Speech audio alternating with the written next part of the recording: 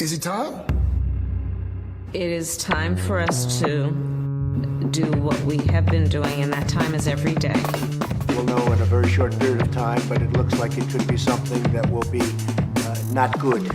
Believe me, not good. I see issue with that. And again, hey. You're not going to be able to insult your way to the presidency. That's not going to happen. I don't know who created Pokemon Go,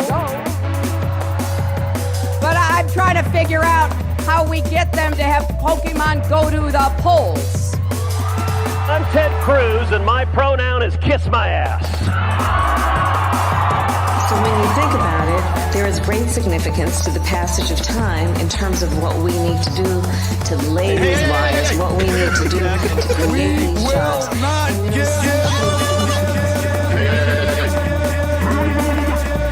America is a nation that can be defined in a single word. I was going to put him. Not good. Believe me, not good.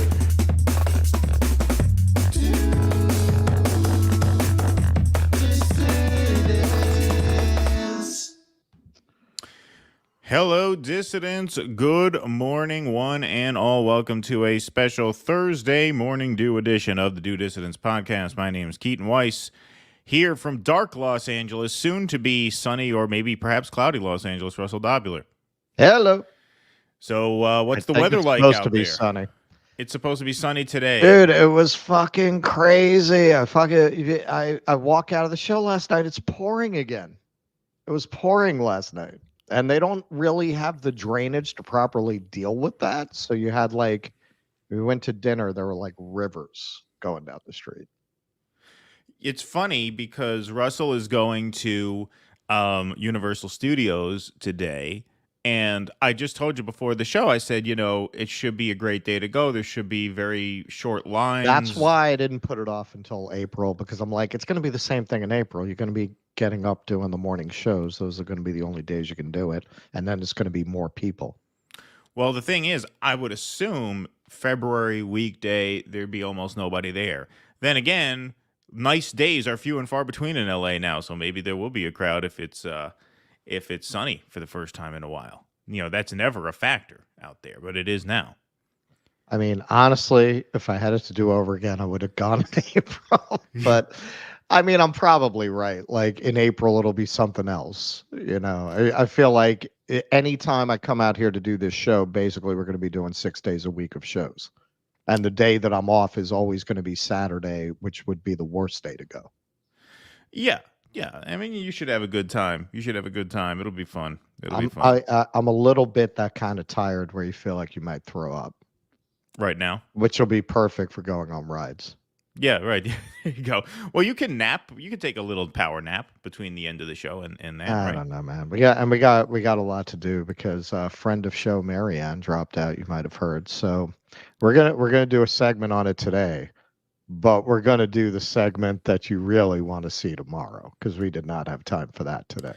No, she dropped out late last night. We have a lot to do this morning, and Russell's got to take a nap and go to Universal. So let's jump right in. We got a lot to do this morning.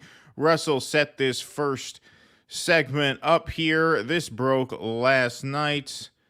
Marianne Williamson has suspended her presidential campaign, ending her 2024 run. Oh my God. And we hardly knew ya. Just didn't work out. What a shame.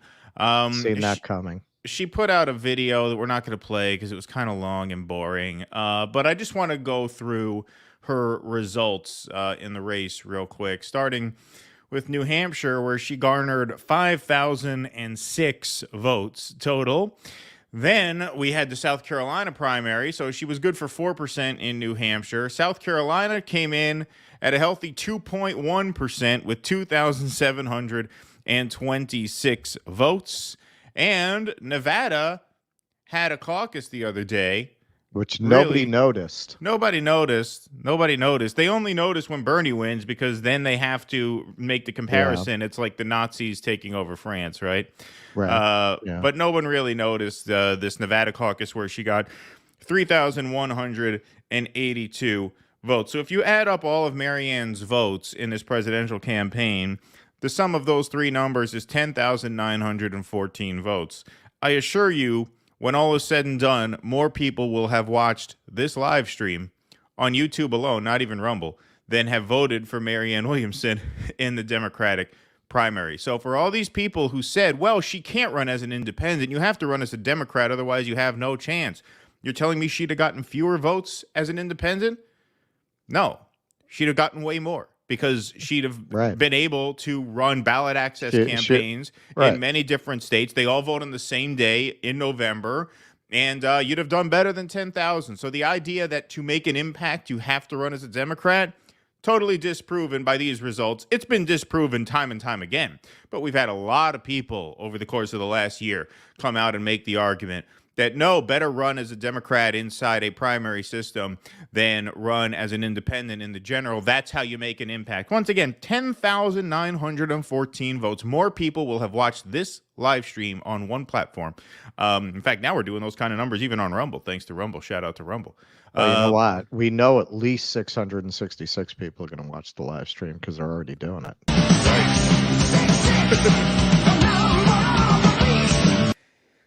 So there you have it, the Marianne Williamson campaign. I communicated this to that room full of people in New Hampshire, and she tried to convince them not to believe it, but there you have it. And I'm just going to say, and this is the thing. There was no time for that before this show. Before tomorrow, we will do a supercut of some of the various friends of show in the PMC commentator space who tried to tell people that Marianne had a chance, or Marianne was going to mount a real challenge, or yelling at people about how they're going to vote for Marianne as if they were going to get that opportunity feasibly. We're going to do a little supercut of that, and some people like Nick and ourselves who tried to say from very early on it's a big fucking sinkhole at best and a grift at worst. Some of what her long-suffering staff had to say, that I must say the entire commentariat that was supporting her chose to ignore. These people who are supposed to care so much about labor didn't seem interested in the ongoing cavalcade of staff exiting her campaign and risking lawsuits because of the NDAs they signed to warn other people not to join the quicksand of narcissism and irrational rage that people claim is the backstage experience at the Marianne campaign. Nobody seemed to be interested in covering that who was supporting her. So we'll do a nice little montage of that tomorrow. Yes, and by tomorrow, Russ is talking about the Jimmy Dore show. We're not on this channel on the tomorrow. Jimmy Dore show on the other side. Yep, Russ is hosting the Jimmy show tomorrow. Right.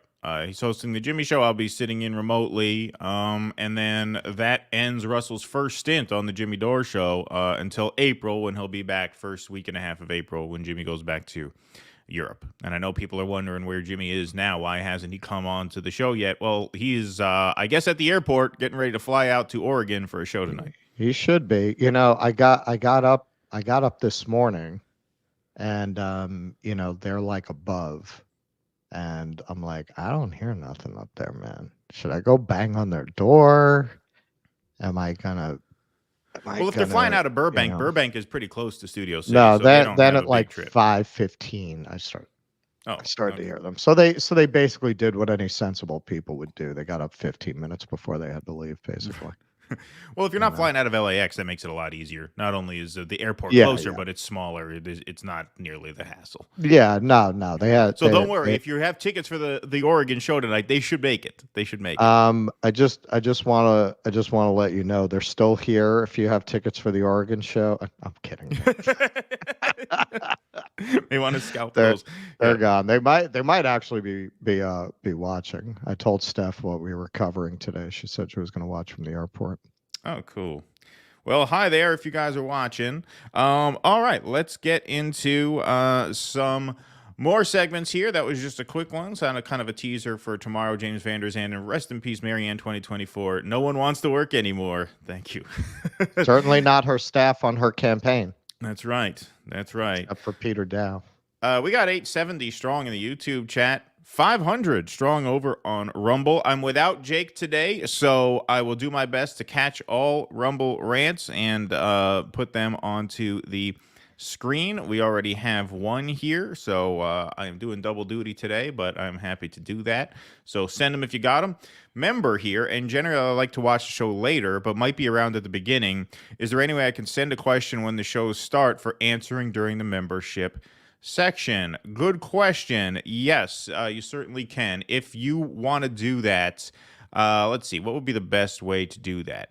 The best way to do that would just be to put @DoDissidence in the title right above your comment. This way Jake knows to flag it, and then he'll copy that into the private chat for the Q&A session. So that's the best way to do that. Thank you, though. Appreciate that. Happy to make those accommodations. All righty. How's this for a morning cup of crazy? Here's Mike Cernovich floating a new policy idea, which is the death penalty for people who break into cars and steal things out of parked cars or steal catalytic converters out of cars. Yes, you heard that right. Capital punishment. What's that? An idea whose time has come. It's an idea whose time has come. Well, it's an idea whose time has really come and gone. I mean, this is a few thousand years old, but it's making a comeback here, circa Mike gone Cernovich. And coming back again. Yes. Everything old is new again. Everything old is new. Let's hear Mike Cernovich from his car explain why. Explain this personal trauma that he just endured that caused him to have this light bulb moment. Death penalty for, I don't know, petty theft. Here we go. I support the death penalty for breaking into cars and tearing off catalytic converters. And that's not clickbait. Here's why. Oh, it is now. We had a plumber scheduled. It's clickbait now, my man. We're going to use this for clickbait. I can guarantee you that. We're going to clip this and get some clicks out of it. So speak for yourself. Speak for yourself. I support the death penalty for breaking into cars and tearing off catalytic converters. And that's not clickbait. Here's why. We had a plumber scheduled to come out because there's some massive flooding happening. Right. And we needed him to replace some pipes. Right. He's not able to. So we had to get a water pump to pump it out, which I was able to do. But that meant that I didn't have to go to work. But since I have a laptop job, what's the big deal? Well, the big deal is I remember people like my dad were at the financial margins, could not afford to miss a day of work, right? People can't afford to miss a day of work. That creates a whole load of downstream problems. How are you going to pay your rent? How are you going to pay your mortgage? How are you going to buy your groceries? Right. Let's talk about the plumber. His car was broken into, dashboard was torn up. He's going to miss 2 or 3 days of work. He's self-employed. That means no money. 2 or 3 days. That means his bills get pushed back. Why? So some drug addict working for the cartels could steal. That's the choice we're making. That's the choice we're making. I used to think it was barbaric. It's a binary the code choice. Of Hammurabi. Execute petty thieves or open the door to cartel chaos. You do know they go to jail for breaking into a car. Like, that is a punishable offense. We do have laws against that. It's not like they're allowed to do it now. It's just we don't take... I mean, in San Francisco, maybe. Maybe in San Francisco, but he's in L.A. So, they don't take that. They just don't take it to the extreme of putting them to death for it. But, there's a lot of room between no consequence and the death penalty. You know what's funny? These are the same exact people who will decry Sharia law. Right. They'll defend Israel. They'll say they cut the hands off of thieves, right? In these Muslim countries. Yeah, they're barbaric. They're twisted. But he addresses that now. He says he used to think this was barbaric until his plumber couldn't show up to fix his drain. Well, no, I mean, maybe the extremists are right. Maybe they really are going to convert the infidel. Yeah. No, I mean, look, this is a common thing among people. It's a common psychological phenomenon across, right-wingers and some left-wingers too. You tend to have new policy ideas when problems affect you, right? You tend to get more extreme when you're personally affected. So this guy's plumber couldn't show up to work because his car got broken into. And now all of a sudden, Hammurabi's code, as he says, doesn't seem so barbaric after all. Working for the cartels could steal. That's the choice we're making. That's the choice we're making. I used to think it was barbaric, the code of Hammurabi, and you'd read about Saudi Arabia decapitating criminals, and you would think, how barbaric. And I realize now why they do it, because you either execute criminals for property crimes, which, by the way, would end the crimes overnight because they would get the point. So we either execute them, they would get or the you point. just let people suffer. Because what happened? They would get the point. People would stop running red lights if you gave them the death penalty for running red lights. Everybody would be super careful not to run a red light. The yellow would become the new red. You wouldn't see anybody speeding through a yellow trying to catch the red before it turns. They would just slow down and stop. So if you want to deter people from doing anything, death penalty probably works. The question is that necessary? Right. Yeah, just do it for all crimes. Or crimes. there was a Star Trek episode where there was a planet where you clogged Jimmy's garbage disposal the other day. They should execute you for that. This way you won't nobody will do it. I mean, they would have if I had told them about it. Yeah. Only the few thousand people who watched the show knew about it. Well, they know now, but it's too late. They're in the air. It's too late. They can't turn the plane around.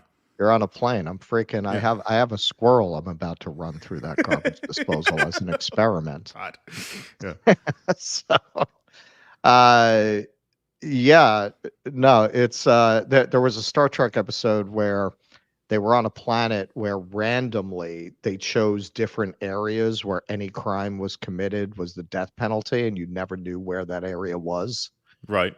So yeah, maybe that's something we should do, like different zip codes at random.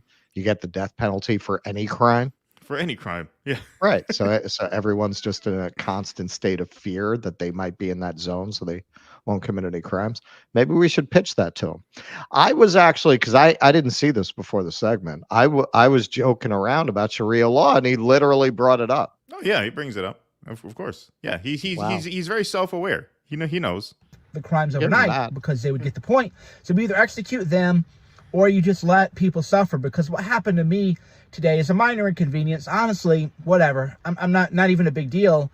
Sounds like a pretty big deal, because you are floating the idea of executing the guy who caused the inconvenience. So, I mean, it sounds like it's a big deal. I would say you're making a big deal of it if you're floating the death penalty for the guy who broke into the plumber's car. Sounds like you're not taking it as such a minor inconvenience. I would hate to know what happened when, your wife cheats on you or something like that. Like when something really traumatic happens, could imagine your reaction then, because this does seem like a bit of an overreaction to me. A little bit. See, this is part of the problem with the whole commentary space, though, and being in it. I understand some of how this happens. You see, a lot of these people, they really are just grifters. Like, they really are just looking to get eyeballs. And the best way to get eyeballs, especially if you're in that kind of space, in the sector of the viewership he's in, I call it barking at the moon. You get a lot of eyeballs barking at the moon, right? You go say something really crazy and inflammatory, and people are gonna watch it. Look, we're watching it, right? We're watching talking it. About it worked. Although right? He insists it's not clickbait, and he says that again towards the end. Let me finish. Yeah, sure, it's not. Yeah, sure. In the grand scheme of things, but to the plumber, it's a big deal. The people like how I grew up, it's a big deal. To millions of people, the tens of million of people, it's a big deal. So we're making a choice, and the choice is that we're going to let everyone suffer so that people can commit crimes. And it's just a property crime. No, it isn't. It's a human rights violation, because you're stealing people's ability to work. So we got to bring it back. Death penalty. No irony here. No cap. Bring it back.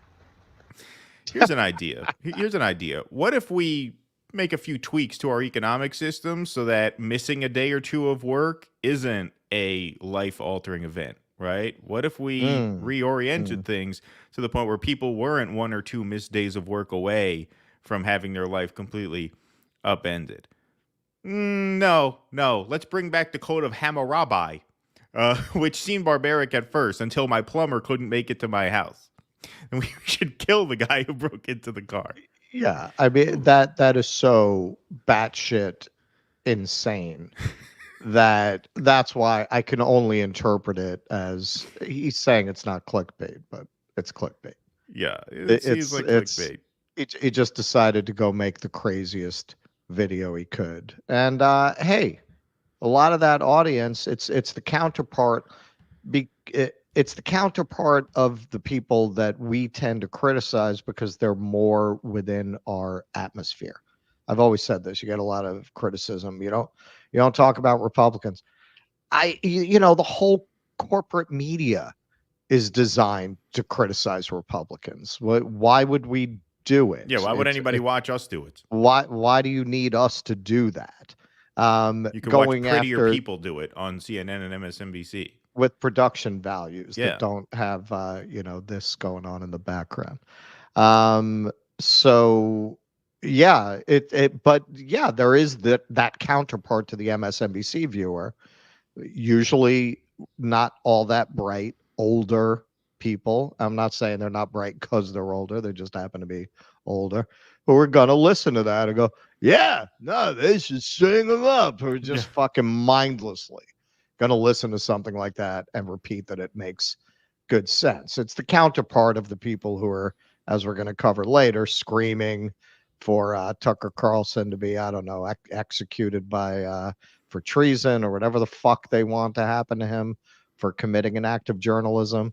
There's the other side. We just don't usually address this side because the whole media is busy calling them Nazis and taking it to the other extreme. But yeah, no, I mean, who watches that and doesn't say, "Oh my God, this guy's insane." Who are these people who That would just listen to fla- I that and just think it makes some kind of good sense? You're right. It was clickbait because in the tweet he described what his video was about, and that caught my eye. I'm like, I got to see this. Of course, Yeah. of course, it's clickbait. It's you see a lot of these people.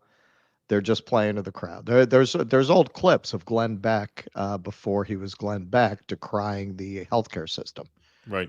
talking about how bad the healthcare system was.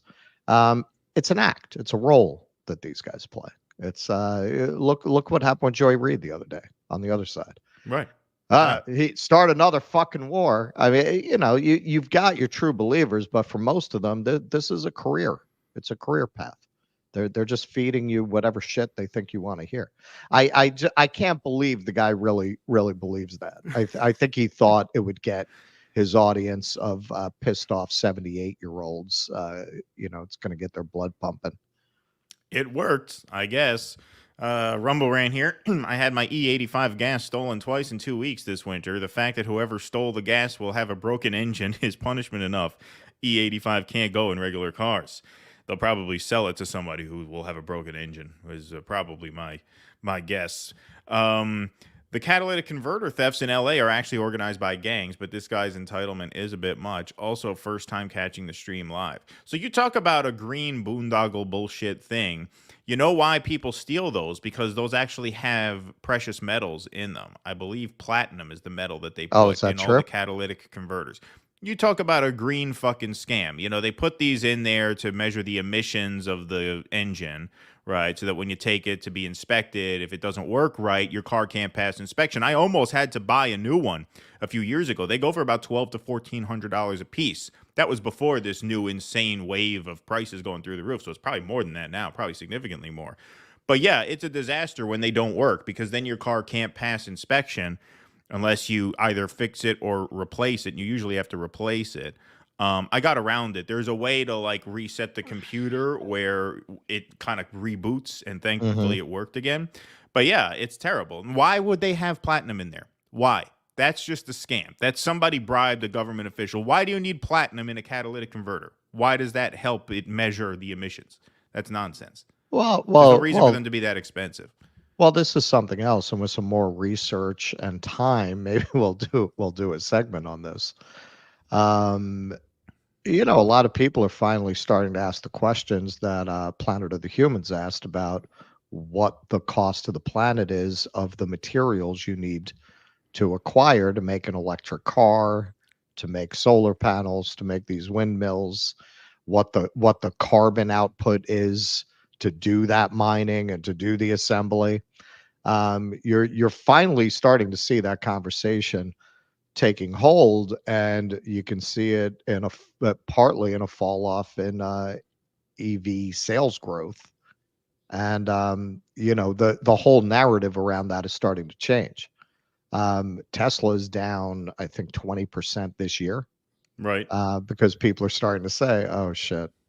The whole narrative about these electric cars is starting to change. And part of that is it's not just the conservative thing, which was not helped by the fact that during this cold snap we just had, you had all these electric vehicles in parts of the country that don't usually get that cold, wouldn't start. Yeah, it wouldn't start, right.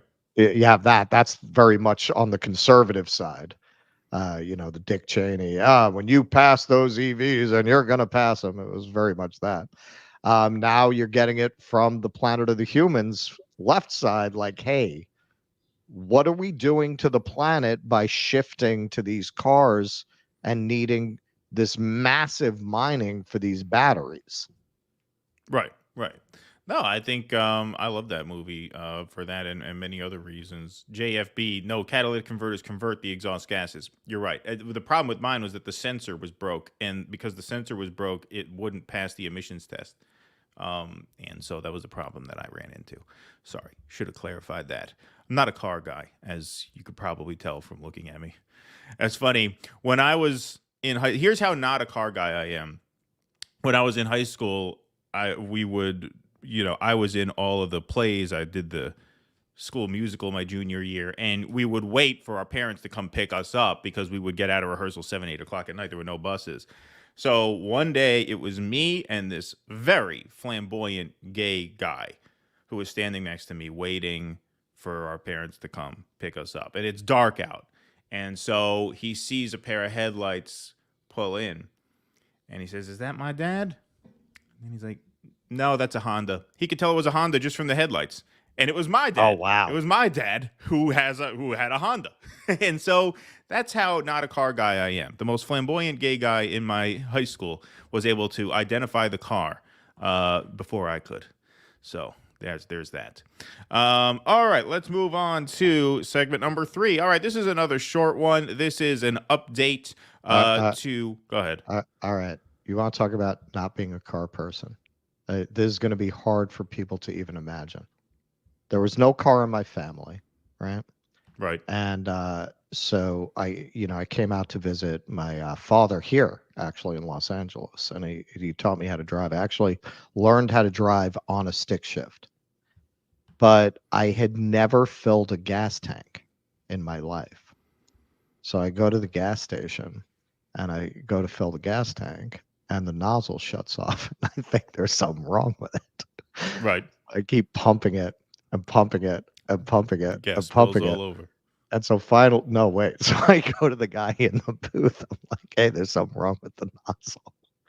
And he comes and he takes out the nozzle, and all this gasoline comes gushing out.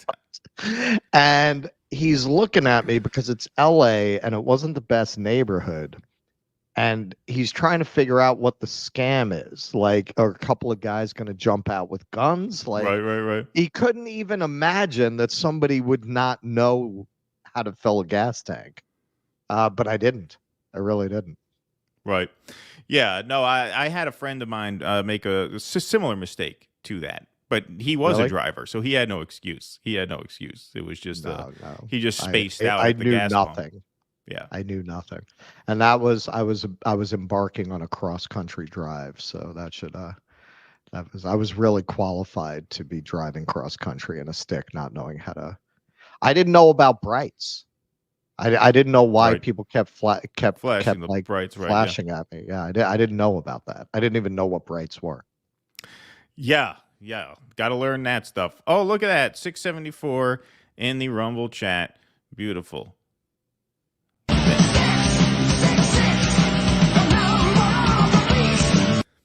All right, everybody.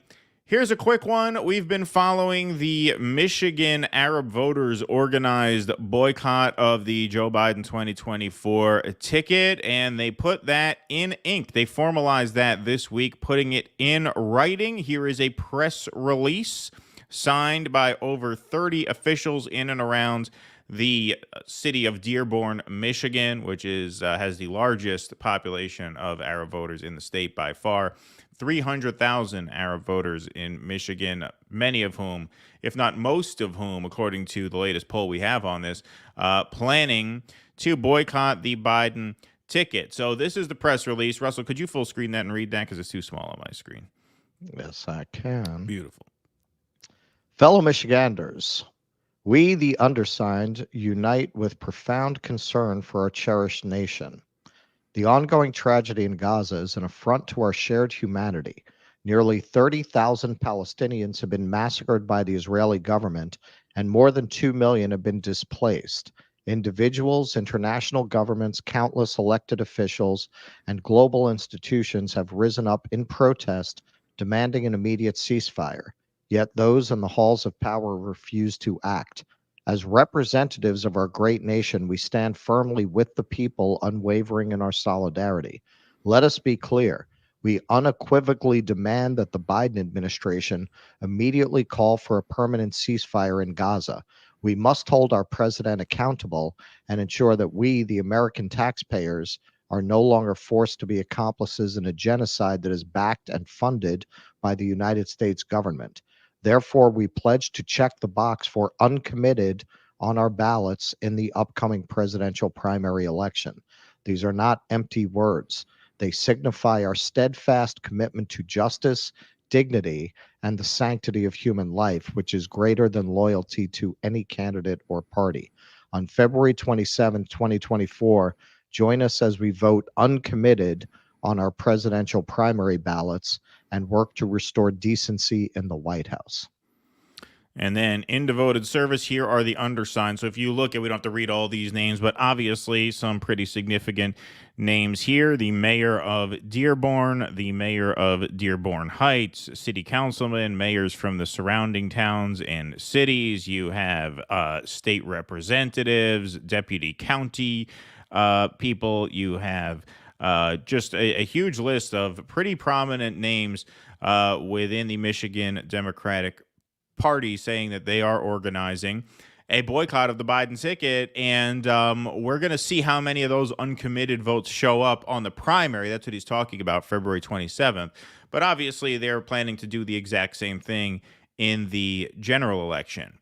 And this is now becoming a five-alarm fire for the Biden campaign. There's no other way to put this. You know, going into this 2024 cycle, the conventional wisdom was, and still is, that the big three swing states are Pennsylvania, Arizona, Georgia. The idea is whoever wins 2 out of 3 is almost certain to win the White House. I think now, at this point, you add Michigan to that list. It's now a big 4. Like, Michigan is now in the list because there have always been stories where we think, ooh, because this happened, maybe there will be a surprise in November, right? Minnesota. People thought Minnesota was going to go red because the George Floyd protest. They thought there was going to be a Nixon-like backlash to those George Floyd riots. And so, wait, will Minnesota go red because of this?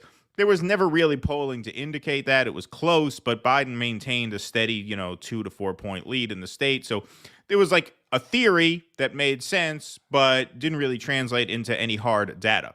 That's not the case here. If you look at the polling out of Michigan, very, very, very bad news for Joe Biden. Trump now leads by an average of 5.1 points in the aggregate of all these Michigan polls. You see, of the previous, 7 polls there, Biden only led in 1, and that was within the margin of error. Whereas every other poll, you have Trump leading outside the margin of error. +5, +5, +10, +8, +5. This could spell doom for Biden in Michigan. And, if the Democrats lose Michigan, there's just no path. I mean, at that point, you're really, you're not going to lose Michigan and win Arizona, right? I mean, the math just doesn't work for you at that point. And so this is huge. This is huge. Yeah, it's finally come, and you saw the beginnings of that in the last election. Of course, the Arab and Muslim community has a lot to do with this. But hey, what? Trump is getting 22% of the black vote now. He's getting half of the Latino vote. The last I saw, around half of the Latino vote. You saw that in the last election in 2020, in spite of Trump's loss, he did better with non-white voters than any Republican since Nixon. So, Right. this trend is just continuing, where more and more people, as in that classic article in the New York Times Illustrated of black voters in Milwaukee who refused to vote for Hillary, said, hey, Obama didn't do anything for us, so why would we go vote for Hillary? I think even more so now with Joe Biden, people are saying, hey, why are we going to go vote for Democrats? In the end, things were better actually under Trump. Now, I'm not saying, we're not fans of Joe Biden here. There are certain elements of the economic cycle, also COVID. Who knows what a post-COVID economy would have looked like under Trump? So taking all that into account, listen, people don't think that way. They look at how things are for them currently and how things were for them before. And when you combine that with the fact that, particularly with Joe Biden, the Democratic Party has taken non-white voters for granted forever. And with Biden, it's just glaringly obvious that not only doesn't he give a shit about these people, unless he's very tightly scripted, his basic contempt and condescension "You don't vote for me, you ain't black" shit comes out whenever he's speaking extempore. If you remember that was with Latino groups, right? Where that tape leaked, where he's just talking to them like the help. This way, he's just He was telling that tape was he was telling black voters that their priorities are going to have to take a back seat to Latino voters because there are more Latinos than black people now. I think that was what the gist of that was. I may have it reversed, but that was the gist of it. The gist of it is we prioritize people according to how many of you there are because that's what's in it for us is the votes. Right. Right. They never called me boy. They always called me son. Right. I mean, that gives you an insight into how this guy thinks, that he's looking back now. This isn't something he said 50 years ago. This is how he opened his campaign, talking about what a good relationship he had with segregationists and how they didn't call him boy. What are you thinking to say? Well, you understand why they didn't call you boy, right? You get that, right? Yeah, pretty obvious. Like, what the fuck are you talking about, you sick fuck? And hey, we're not Trumpers. We just over on Jimmy's show did a whole segment about how Trump's not anti-war. It's not about, oh, MAGA, yeah, he's great. But listen, man, he undid some of the sentencing guidelines of Joe Biden's co-written with segregationist crime bill. Have you seen Joe Biden do that since he's been in office? He's in office. That was a great opportunity for him to completely repudiate his past in that regard. He hasn't done that. He advocated, and I think they did increase funding for police. They did, sure.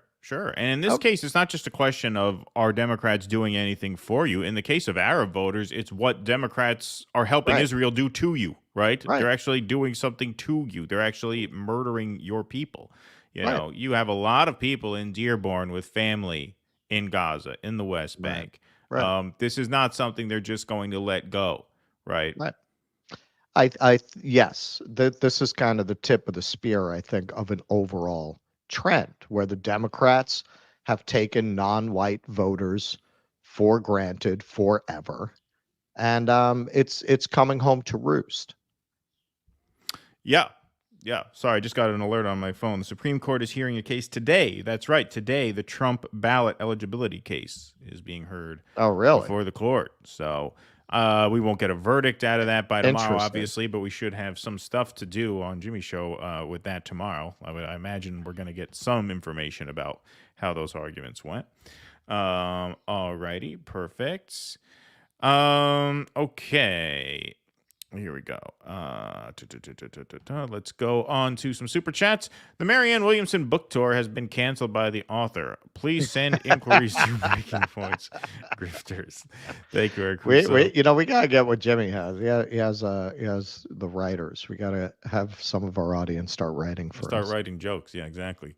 Sparky, thanks for $2. Denazify Israel. Thank you, Sparky. James Vanderzand, and I'd like to hear this guy Cernovich's opinion on wage theft. Yeah, indeed. I think he'll be softer on that.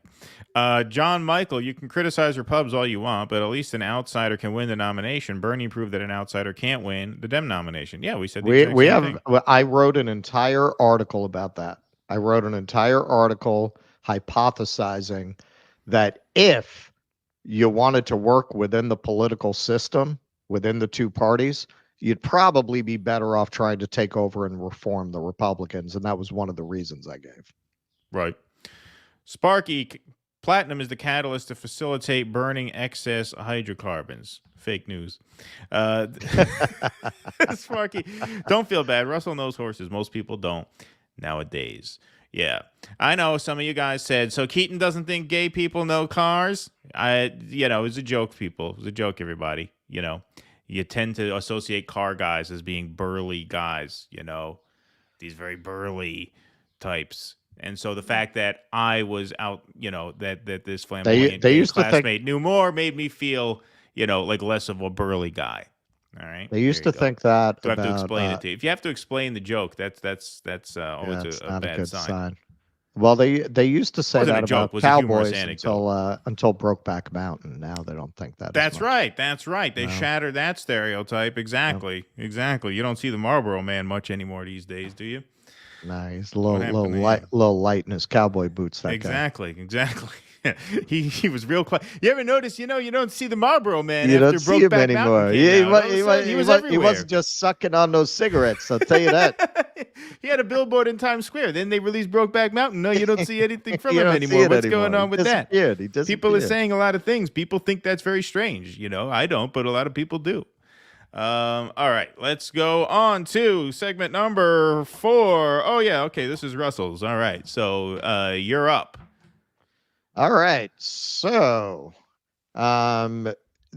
even with all of this news coming out of the Middle East and coming out of Washington and a Supreme Court case, the news that is really consuming the nation is this: Elon Musk funds Gina Carano's lawsuit against Disney over her Mandalorian firing.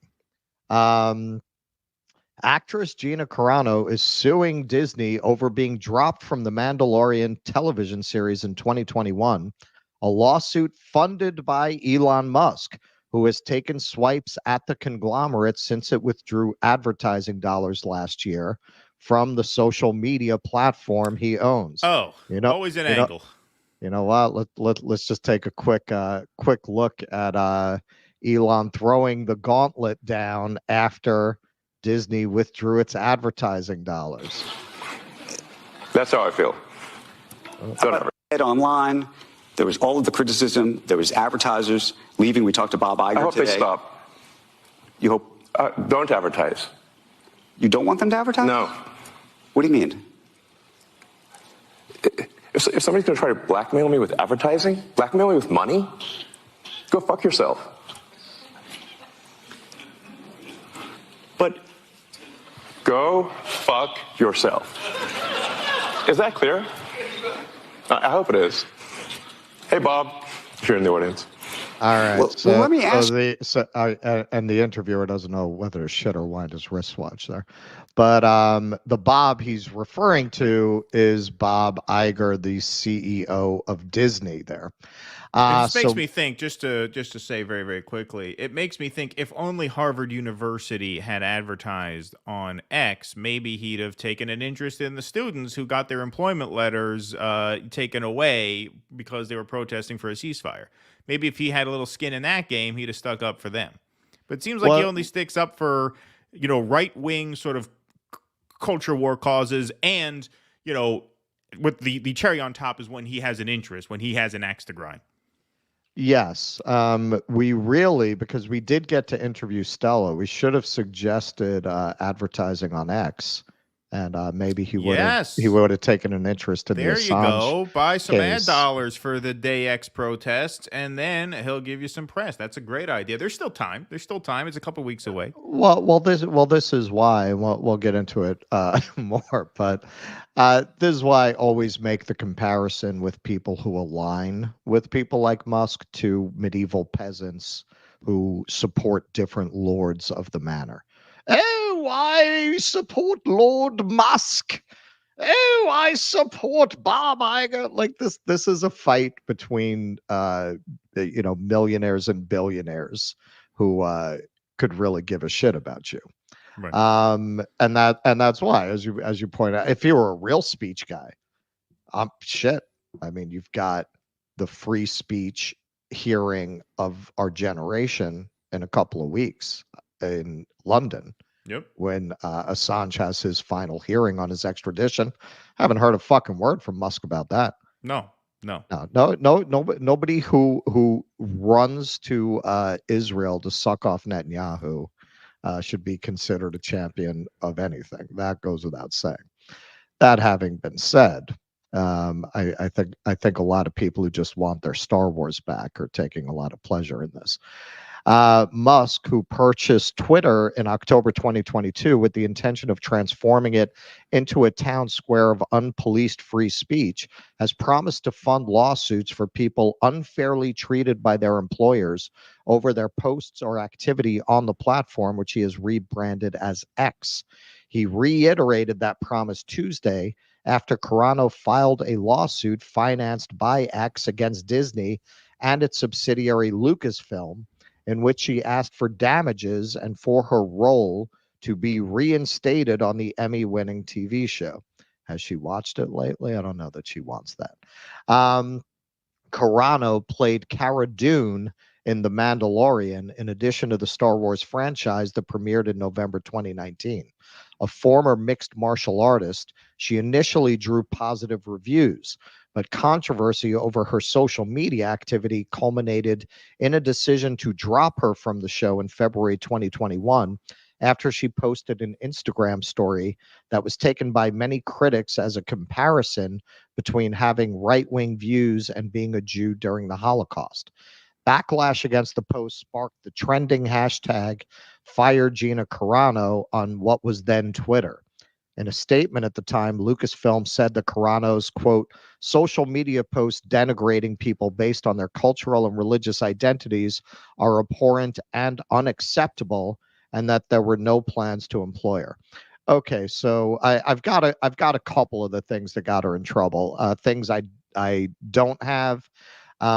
Just quickly, you know, she questioned the mask mandates. She questioned the vaccine mandates. What really started the cancel pigs going after her was she listed her pronouns as beep, bop, boop, and said, I have nothing against trans people, but they need better representation.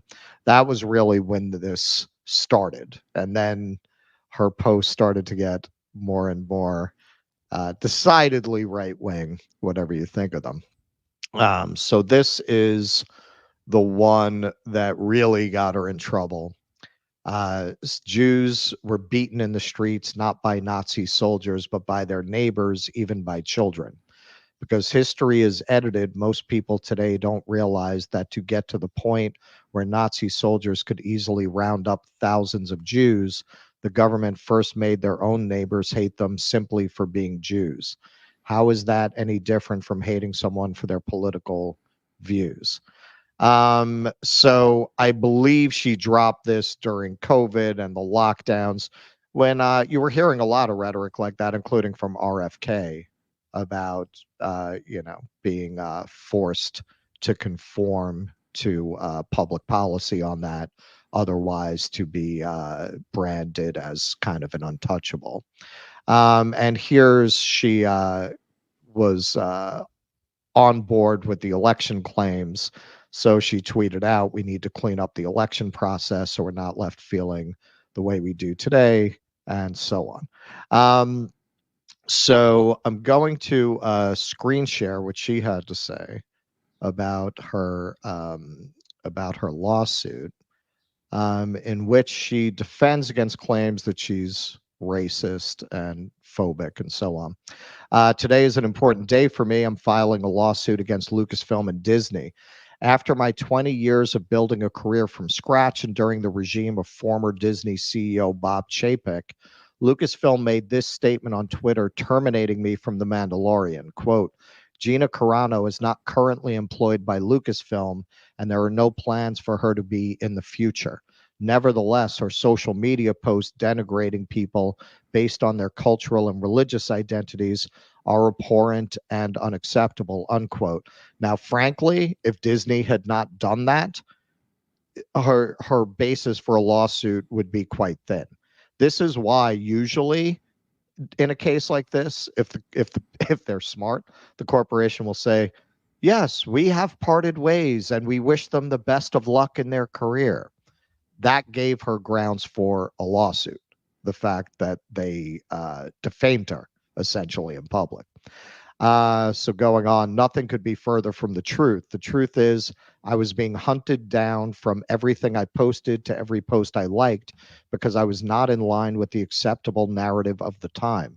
My words were consistently twisted to demonize and dehumanize me as an alt-right-wing extremist. It was a bullying smear campaign aimed at silencing, destroying, and making an example out of me. The thing is, I never even used aggressive language. I shared thought-provoking quotes, pictures, memes, and occasionally I used my own words, not with aggression, but with respect and the occasional comedy to keep the mood light in dark times.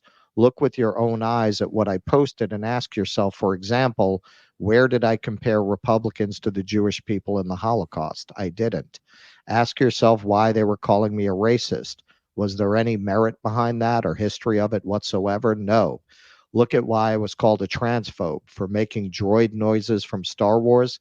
Beep, bop, boop was obviously directed to the online bullies and did not in any way denigrate transgender people. Were my questions about masks, lockdowns, and forced vaccines okay to ask and push the subject into the light? Should we have been allowed to publicly discuss those topics at that time without being harassed or censored? Absolutely. Hollywood says they support female representation and equal rights. Why then were my male co-stars permitted to speak without harassment and re-education courses or termination, but I was not afforded the same right to exercise my freedom of speech? Artists do not sign away our rights as American citizens when we enter into employment. I have spoken to all my co-stars since I was fired, and there is nothing but care and kind words between us. I respect their right to free speech and do not have to think the same on every issue to be their friends and work with them, and I know they feel the same towards me. And then she goes on to explain, so Elon put out an offer to anybody who has gotten fired or discriminated against for something they posted on X to fund their lawsuit. Now, naturally, this is interests converging because he's got a bone to pick with Disney. So Elon, after announcing this lawsuit, also released internal DEI memos that he says were sent to him by a source. So not only did he leak that, and it's pretty much what you would expect. It's so Musk says, an anonymous source just sent me this from Disney. It is mandatory institutionalized racism and sexism. It's pretty much what you would expect. It's a guideline for what percentage of characters must be from diverse backgrounds, what percentage of the cast, what percentage of the above the line and below the line crew have to be of certain identities. And then now he seems to have expanded his offer. So now he's saying, if you were discriminated against by Disney or its subsidiaries, just reply to this post to receive legal support. So now he's going beyond if you were discriminated against because of something you posted on X, and he's specifically targeting Disney. And the plot thickens. So he was seen at a party a few nights ago with Nelson Peltz. Now, Nelson Peltz is an investor in Disney who's planning on doing a kind of hostile move to get board seats in the next vote. And being cited with Musk is very suggestive, and that's something Musk didn't do anything to disabuse people of. So this was Musk at that party with Nelson Peltz the other night. Bomber jacket. I just pulled this out of my closet. So It looks really cool, like a pilot. thanks. So I'm a pilot. Oh, looking cool. So what brings you to the Lola carpet? I'm just here with friends. You know, thinking about companies to acquire. Whoa, like Fab TV? Maybe you can acquire Fab TV. Okay. Yeah, so they're speculating. And look, Elon talks a lot of shit. So who knows? But there's speculation that he's trying to team up to literally buy Disney in conjunction with Nelson Peltz. Oh, yeah. So I can't wait for that. that is what's going on. The new Disney princess, the name is Theta B1X. Yeah. There's no music in the film. We don't do music in the films anymore. That's it. No more songs. No more songs. Go fuck They're unnecessary. yourself. Go fuck yourself. You don't like it? Go fuck yourself. I mean, it's an interesting question whether there will be a hostile takeover of Disney, because they really have. It's bizarre. I don't know if there's ever been a case like this in the history of entertainment. There's just never been anything like this, because these are companies that are supposed to be trying to make a profit.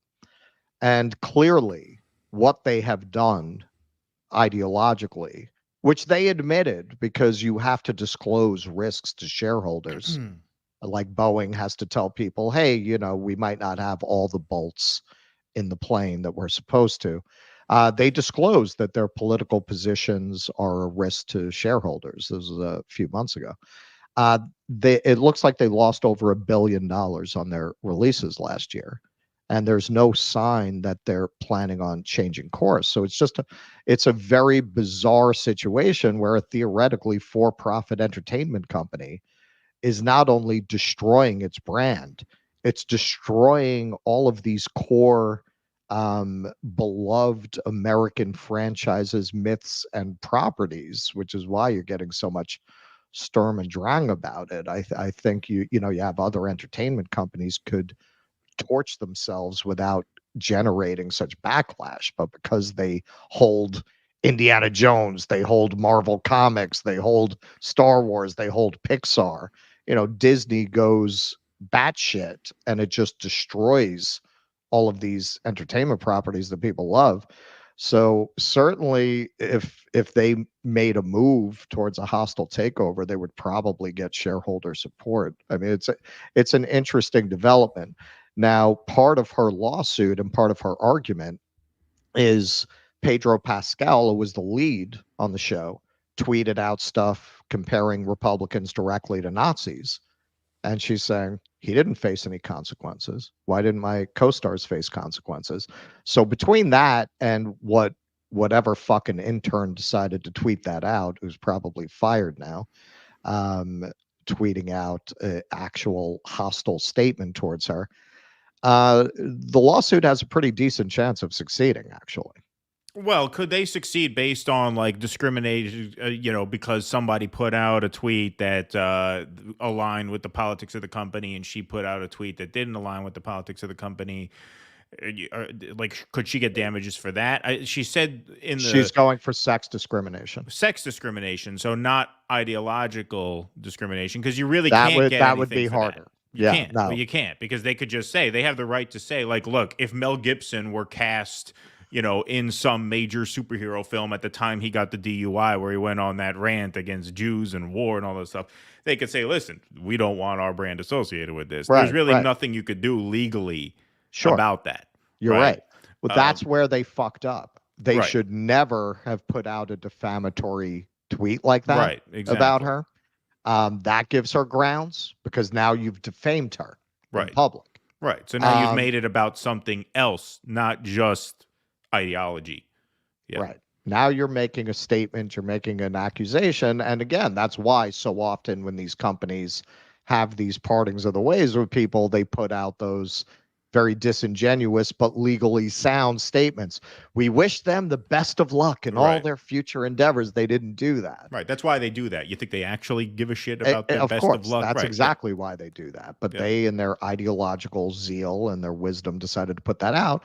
Plus, and that's why they're throwing it onto everybody. Knows it's ideological, it's not sex discrimination, but she's making the argument, hey, my male co-star tweeted stuff out, why didn't he get fired? That's why they're using that as grounds, not ideological discrimination. Right. Indeed. Okay, folks, we're going to take a little bit of a game break here to shout out our Patreon, paid Substack, and paid Locals members. We want to thank everybody for recently signing up. I don't have Jake here today, so I don't have this scroll updated with the newest names, but we will get that for you for the next show for sure. By the way, our next show is also a daytime show, so I'll ask Jake to update the scroll between now and then. Russell, did we agree on 10 a.m. this Sunday? Yeah, what is that? So that's 10 a.m. Eastern, so that'd be 9 in New Orleans. So it's going to be 9, yeah. That's all fine. right. So yeah, Super Bowl Sunday is this Sunday, and we know that a lot is at stake. The Taylor Swift takeover of the country, the Swiftie coup is on for Sunday night. And so as newsmen, we have to watch. And so we will be watching, and we assume most of you will be watching. And so this Sunday, we're going to be going live in the morning. It'll be a Sunday morning show. We're going to be competing with the big boys, competing with Meet the Press, competing with Face the Nation, right? What's the one? ABC News Today, America Now, whatever the fuck it is. I don't know. But we'll be a Sunday morning show. We're gonna pull a lot of market share from those guys. Yeah. We'll do a very proper show, just like them. You know what I mean? We'll get some politicians to interview. We'll wear suits and ties. We'll get a senator on to interview him very politely, and it'll be fun. So it'll be a Sunday morning show. So this Sunday, game note, this Sunday, because it's Super Bowl Sunday, 10 a.m. start time.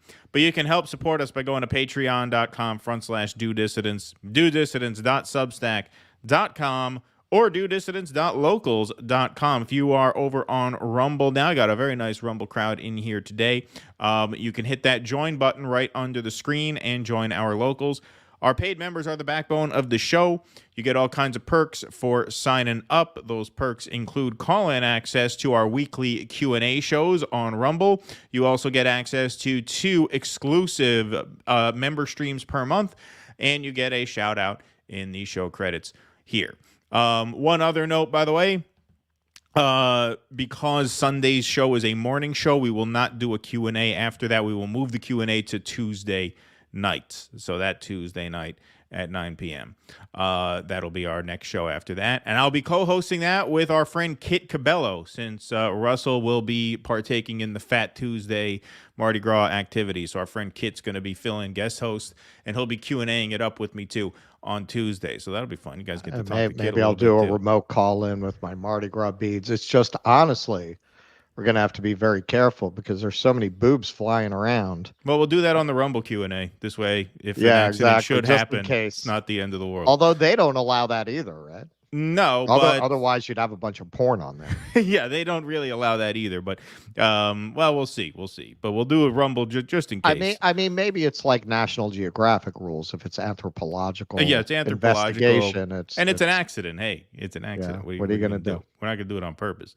That's for sure. All right, so let's move on here. We got a couple Rumble rants here. Keep up the good work, guys. Thank you very much for that. Appreciate that very much. We'll take a super chat over here. Fake elections equal fake. Biden stole LP votes. Michigan 2020. I see what you did there. You had to work around the censors there. But yes, the Libertarian Party claimed that they were denied votes. Around 16,000 Libertarian Party votes funneled to Dems on live TV. Well, look, those voting machines, they're private companies. They could do what they want.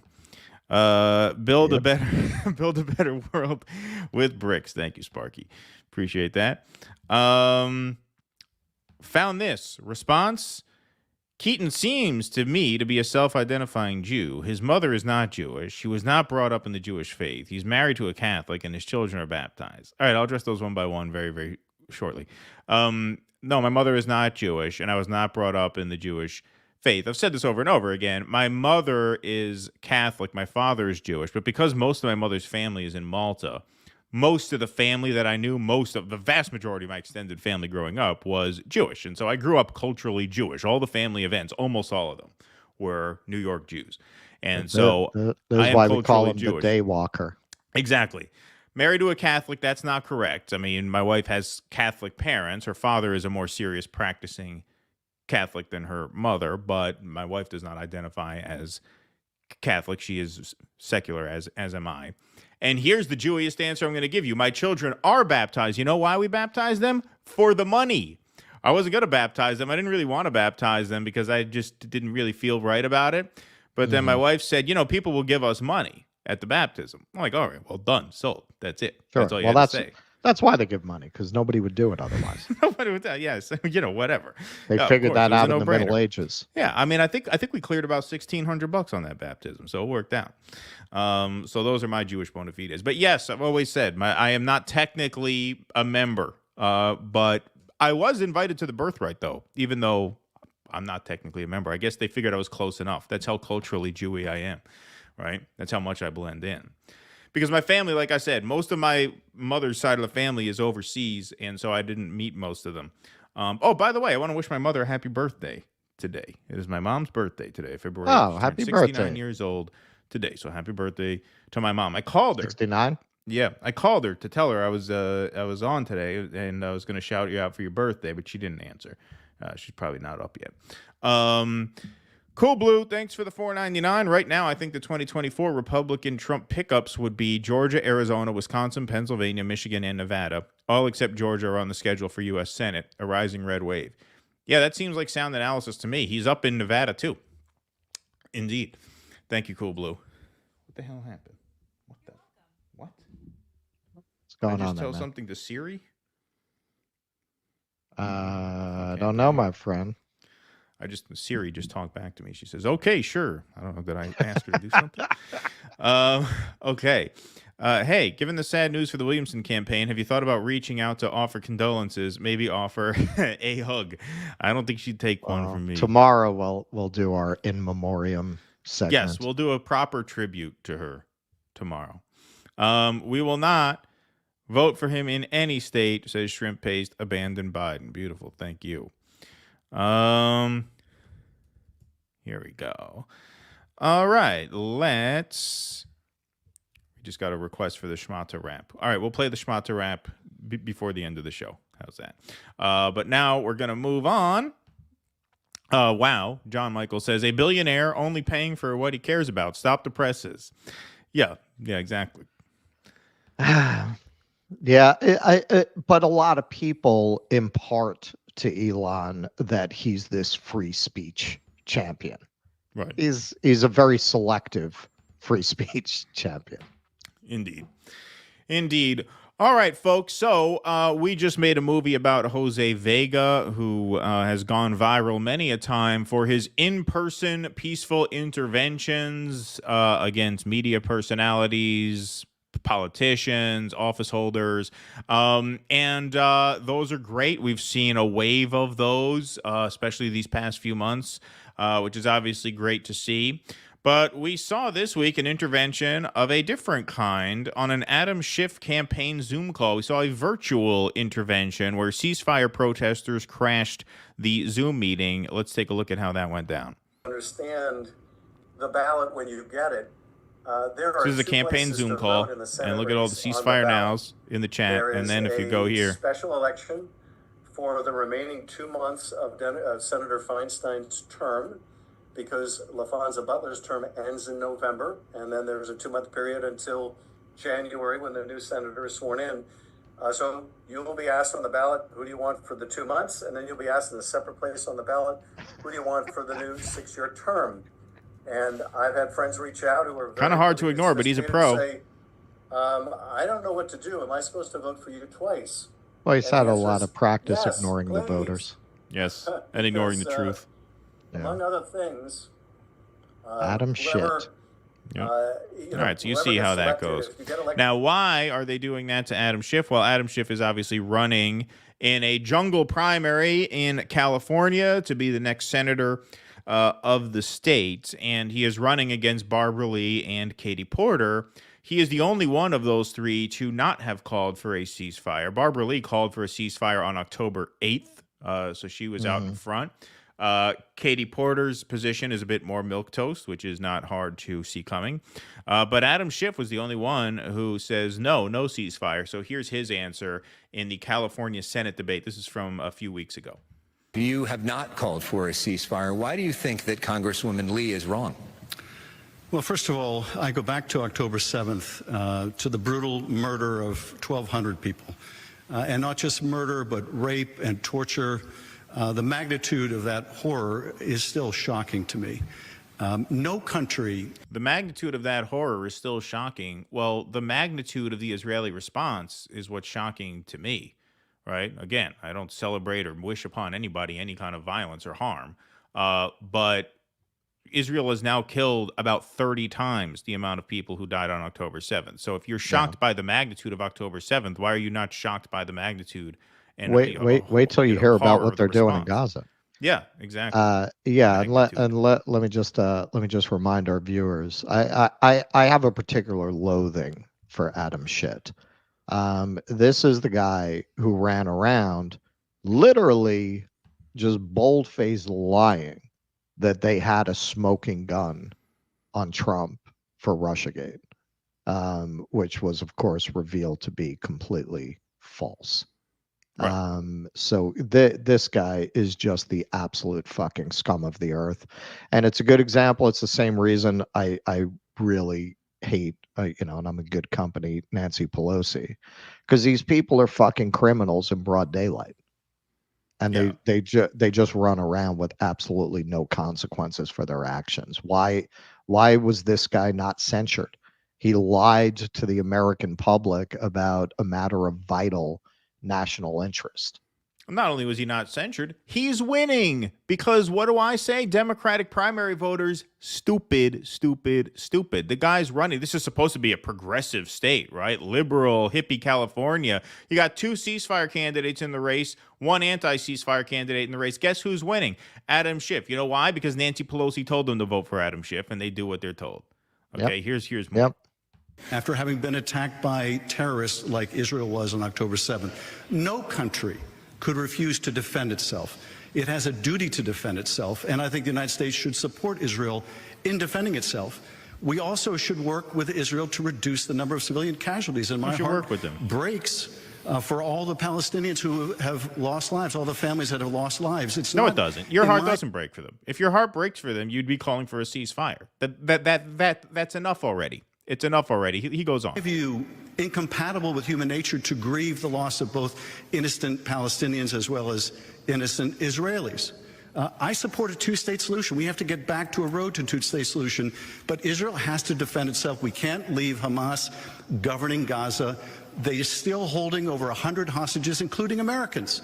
I don't know how you can ask any nation to cease fire when their people are being held by a terrorist organization. This is such a straw man argument that ceasefire protesters don't want the hostages released. That would obviously be part of the deal. So the idea is you call a ceasefire and then you negotiate a hostage release. Because, yes, Israelis are being held hostage, and I do want the hostages returned safely home. But also, Israel is holding people in Gaza hostage. There are children in prison for throwing a rock at an Israeli tank. So the idea is we cease fire and then we negotiate a hostage release where the Israeli hostages get to come home and the children in Israeli jails for bullshit crimes that aren't really crimes get to come home. But the first step to that is a ceasefire because hundreds of innocent people are being killed every day. And so if you have a human heart, you understand that step 1 is obviously a ceasefire, and obviously no ceasefire would hold without a hostage release. Nobody's saying give up on the hostages. It's just a complete bullshit straw man argument.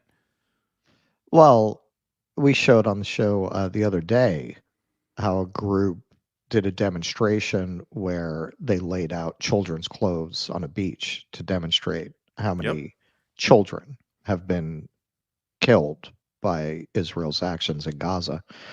And it was mind-blowing because it just went on and on and on. 5 kilometers. On.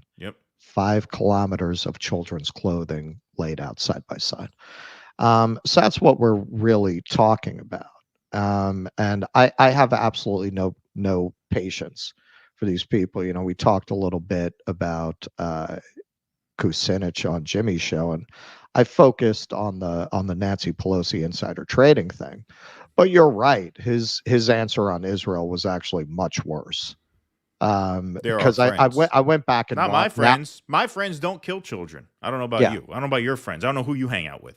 We have to talk to our friend. No, now I went back and watched it again. And yeah, he talks about how we have to, on the one hand and on the other hand, we have to talk to Israel, but we have to fund the relief in Gaza. Okay, you know, that's why I said wasn't the best way to help the Palestinians to cut off the funding to Israel. All this that's why it reminded me of the Apocalypse Now line where he says it was a way we had here of cutting them in half with a machine gun and then giving them a Band-Aid. Right. You're gonna fund the people. You're gonna fund the genocide, and you're gonna fund the relief efforts. Right. It makes absolutely no sense morally. No. Or financially for all of the deficit hawks, right? You're so worried about saving money rather than pour money into the relief efforts for the genocide and pour money into the genocide. You realize how much money you could save? All the Rand Pauls out there, how much money could you save by preventing the genocide? Because then you don't have to fund the genocide or the relief effort because there's no genocide. How about that? How's that for a deal? How's that for a bargain?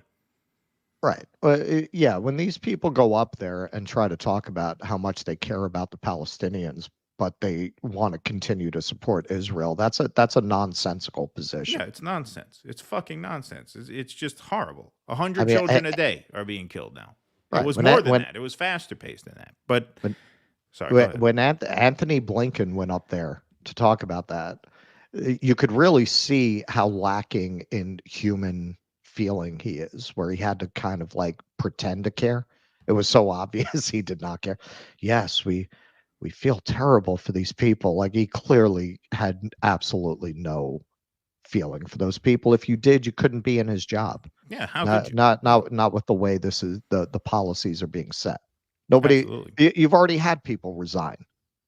Yes. Only the worst people are going to stay and be complicit in this policy.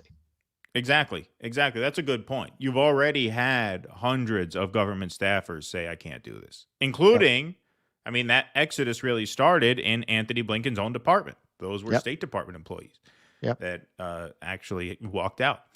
All right, we'll take a couple more super chats here, and then we'll go on to our next segment. MAGA is larger than Trump and will outlast him. That's why the deep state wants to co-opt it, because there's still working class elements within MAGA. Thank you, Terry.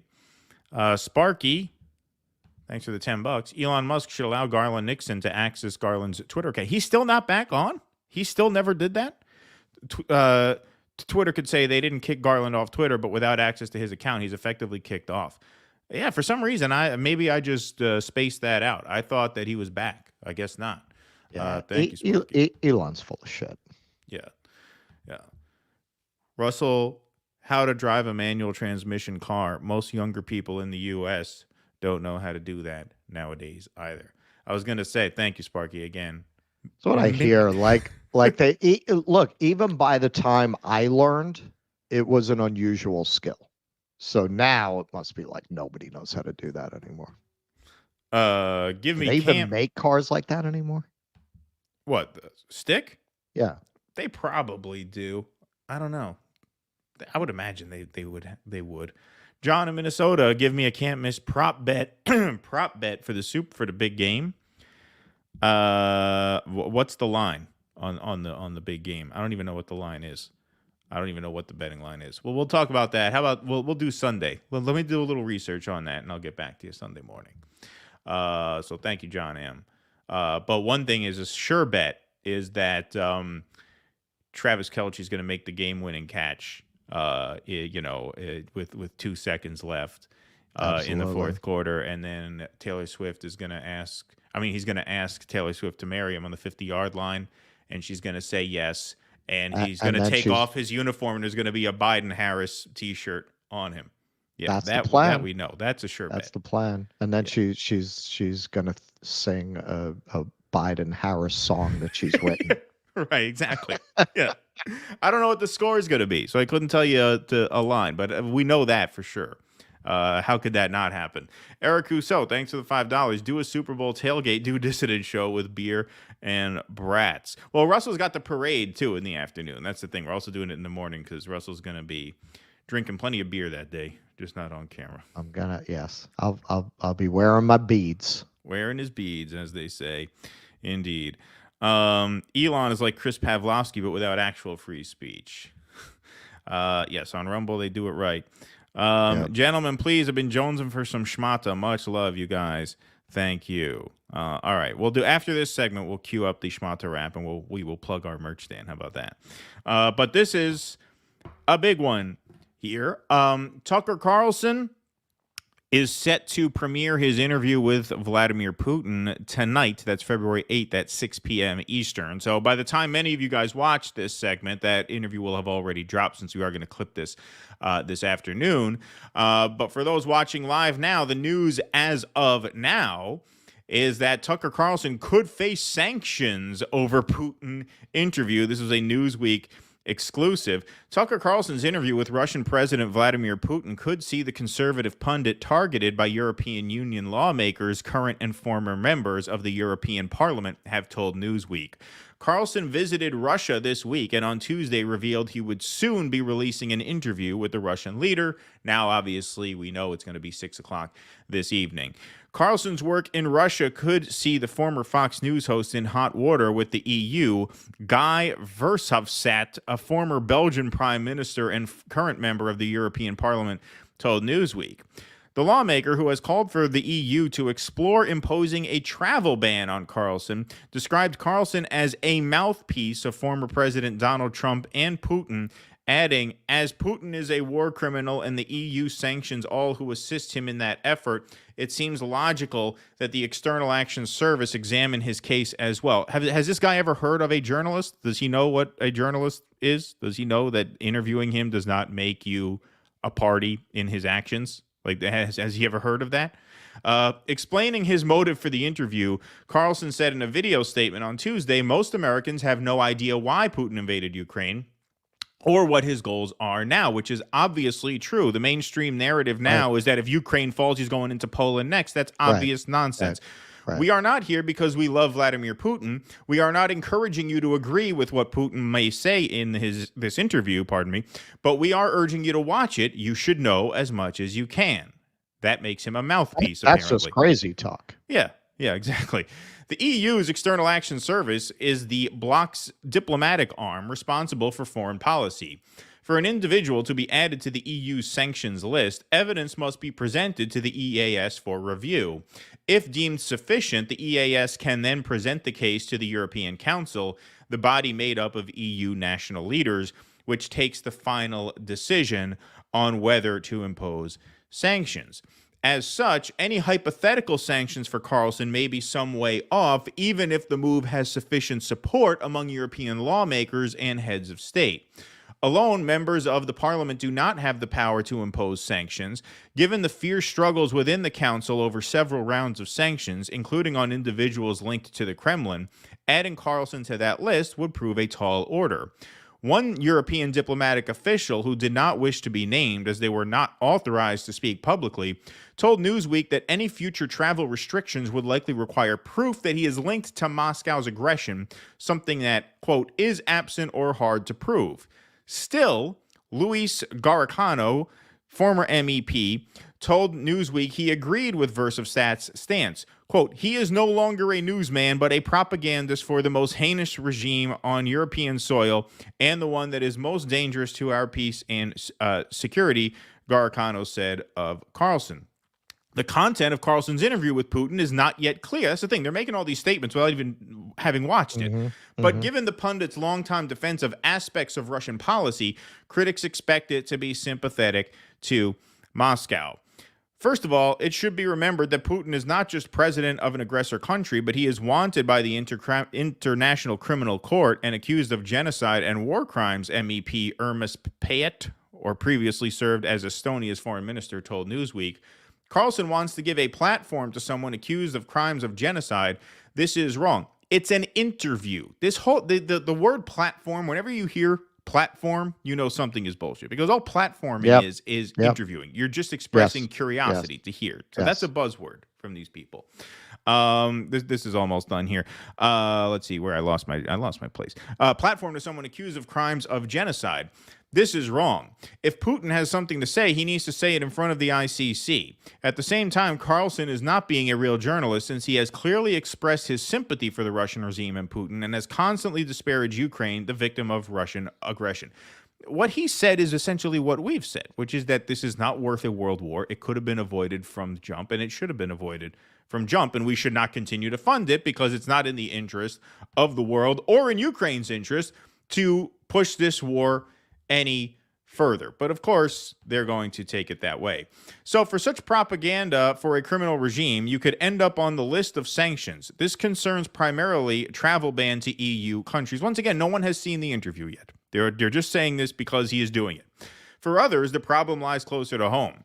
I think it's the problem of American journalists who evaluate such behavior of Mr. Tucker Carlson, Polish MEP Witold Wasikowski, I'll just say that, who previously served as his country's foreign minister, told Newsweek.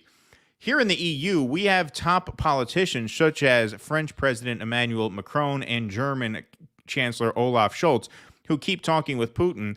I would like rather Mr. Vershovstat take care of those European politicians who keep searching for how to appease Russia instead of helping Ukraine win the war. All right, so there you have it. Possible sanctions and travel bans in the offing for Tucker Carlson, and the media predictably triggered by this. Here's Hillary Clinton on MSNBC. Here comes the Cold War propaganda revived again. The useful idiot line. We're going to hear this over and over again. Here's Hillary first. Also Vladimir Putin.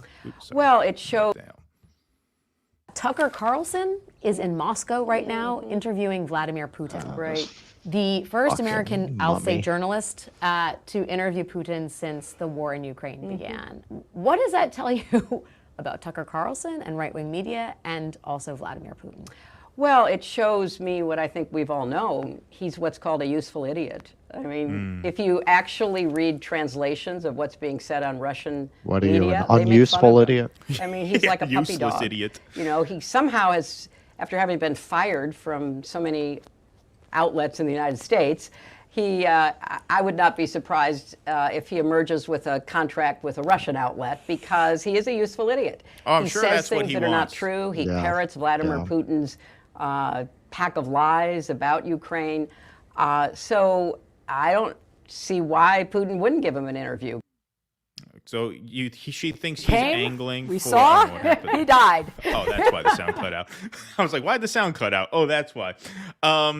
Yeah, the idea that Tucker Carlson is angling for a job in Russia, that's about the most absurd theory on a list of absurd theories that have come out of Hillary Clinton's mouth over the past number of years. The guy's finally free to say whatever the hell he wants, wherever the hell he wants. He's building what is already arguably the most influential online news platform / show between his website and all the interviews that he drops, which go viral within seconds. Yeah, he wants a job in Russia. This is all he's angling for, a job there. Yeah, sure. Just insane. And of course, the useful idiot line that has obviously Cold War origins. Here's another useful idiot, Adam Schiff. There are idiots and useful idiots and really, really useful idiots, and Tucker Carlson. Steve Schmidt. Tucker Carlson is a propagandist carrying water for a Russian war criminal who hates the United States and is committed to conflict with the West. My thoughts on how Tucker Carlson has become Russia's useful idiot. This was my favorite. Okay, so this is a guy, Glenn Greenwald quote tweeted this just to call attention to how idiotic this tweet is. Okay, ignoring my own admittedly very harsh opinion on this, I genuinely wonder what you guys think about the Tucker Carlson interview or Vladimir Putin. Do you think this constitutes treason? Comment below. So I did comment below. I gave my answer, which is obviously you're not a golfer. And this one, Ian Corzine, I had never heard of this guy, but he's a lawyer, apparently. He does one of these like legal advice shows or TikToks or whatever. Mm-hmm. Tucker Carlson interviewed Putin, and something tells me it's going to go horribly wrong. First off, is it even legal for Tucker to interview Vladimir Putin? Is it even legal for a journalist to interview a world leader with whom we are not at war, by the way? We are not at war. And it's funny how he addresses that. That's the question I answer in today's video. Let's take a look at this video. Is it legal for him to interview Vladimir Putin? Carlson is interviewing Vladimir Putin today, and many people believe it's going to go horribly wrong for Tucker. My first question was, is it even legal for a U.S. reporter to go over to a country that we're basically at war with? Basically at war with, he says. No, we're not at war with. I mean, we are essentially at war with. That's why we call it a proxy war. But if you're going to make a legal charge like treason, we have to technically and legally be at war with Russia, which we are not. That's why Ukraine is our proxy. That's why we call it a proxy war. So Mr. Lawyer Man with the sound legal advice, the fact that he uses the phrase basically at war, that tells you this is a Mike Cernovich type huckster. This is a clickbait video, right? Because as you can see, he says, well, it is legal. But I'm sure he got a lot of clicks from a lot of shit libs. Ooh, is this against the law? They're such hall monitors. They always want somebody to get in trouble with something. Ooh, is he not allowed to do this? Is he going to be punished for doing this? Ooh, let's see. Let's see this video. Tucker Carlson is interviewing Vladimir Putin today, and many people believe it's going to go horribly wrong for Tucker. My first question was, is it even legal for a U.S. reporter to go over to a country that we're basically at war with and interview the president of that country? The answer is yes, but I forecast some big problems ahead for Tucker Carlson. The Espionage Act is a U.S. law that basically prohibits us from spying or leaking classified documents to foreign countries. But the words of the law are super broad and could be construed to prohibit any sharing of information with another country with intent to harm the U.S. What information is Tucker Carlson going to share? He doesn't work in the government. He doesn't have access to any top secret information. Of course not. The It's fuck are fucking you talking absurd. about? It's crazy. It's You know, crazy. you know He's what? going to They're share charging information. $18 for a Big Mac. For a Big Mac. Exactly.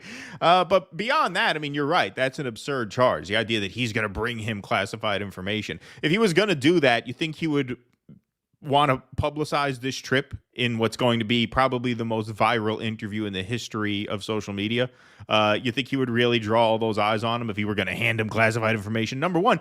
Number two, look at what he's saying. He's saying that the Espionage Act is broad enough to prosecute Tucker Carlson.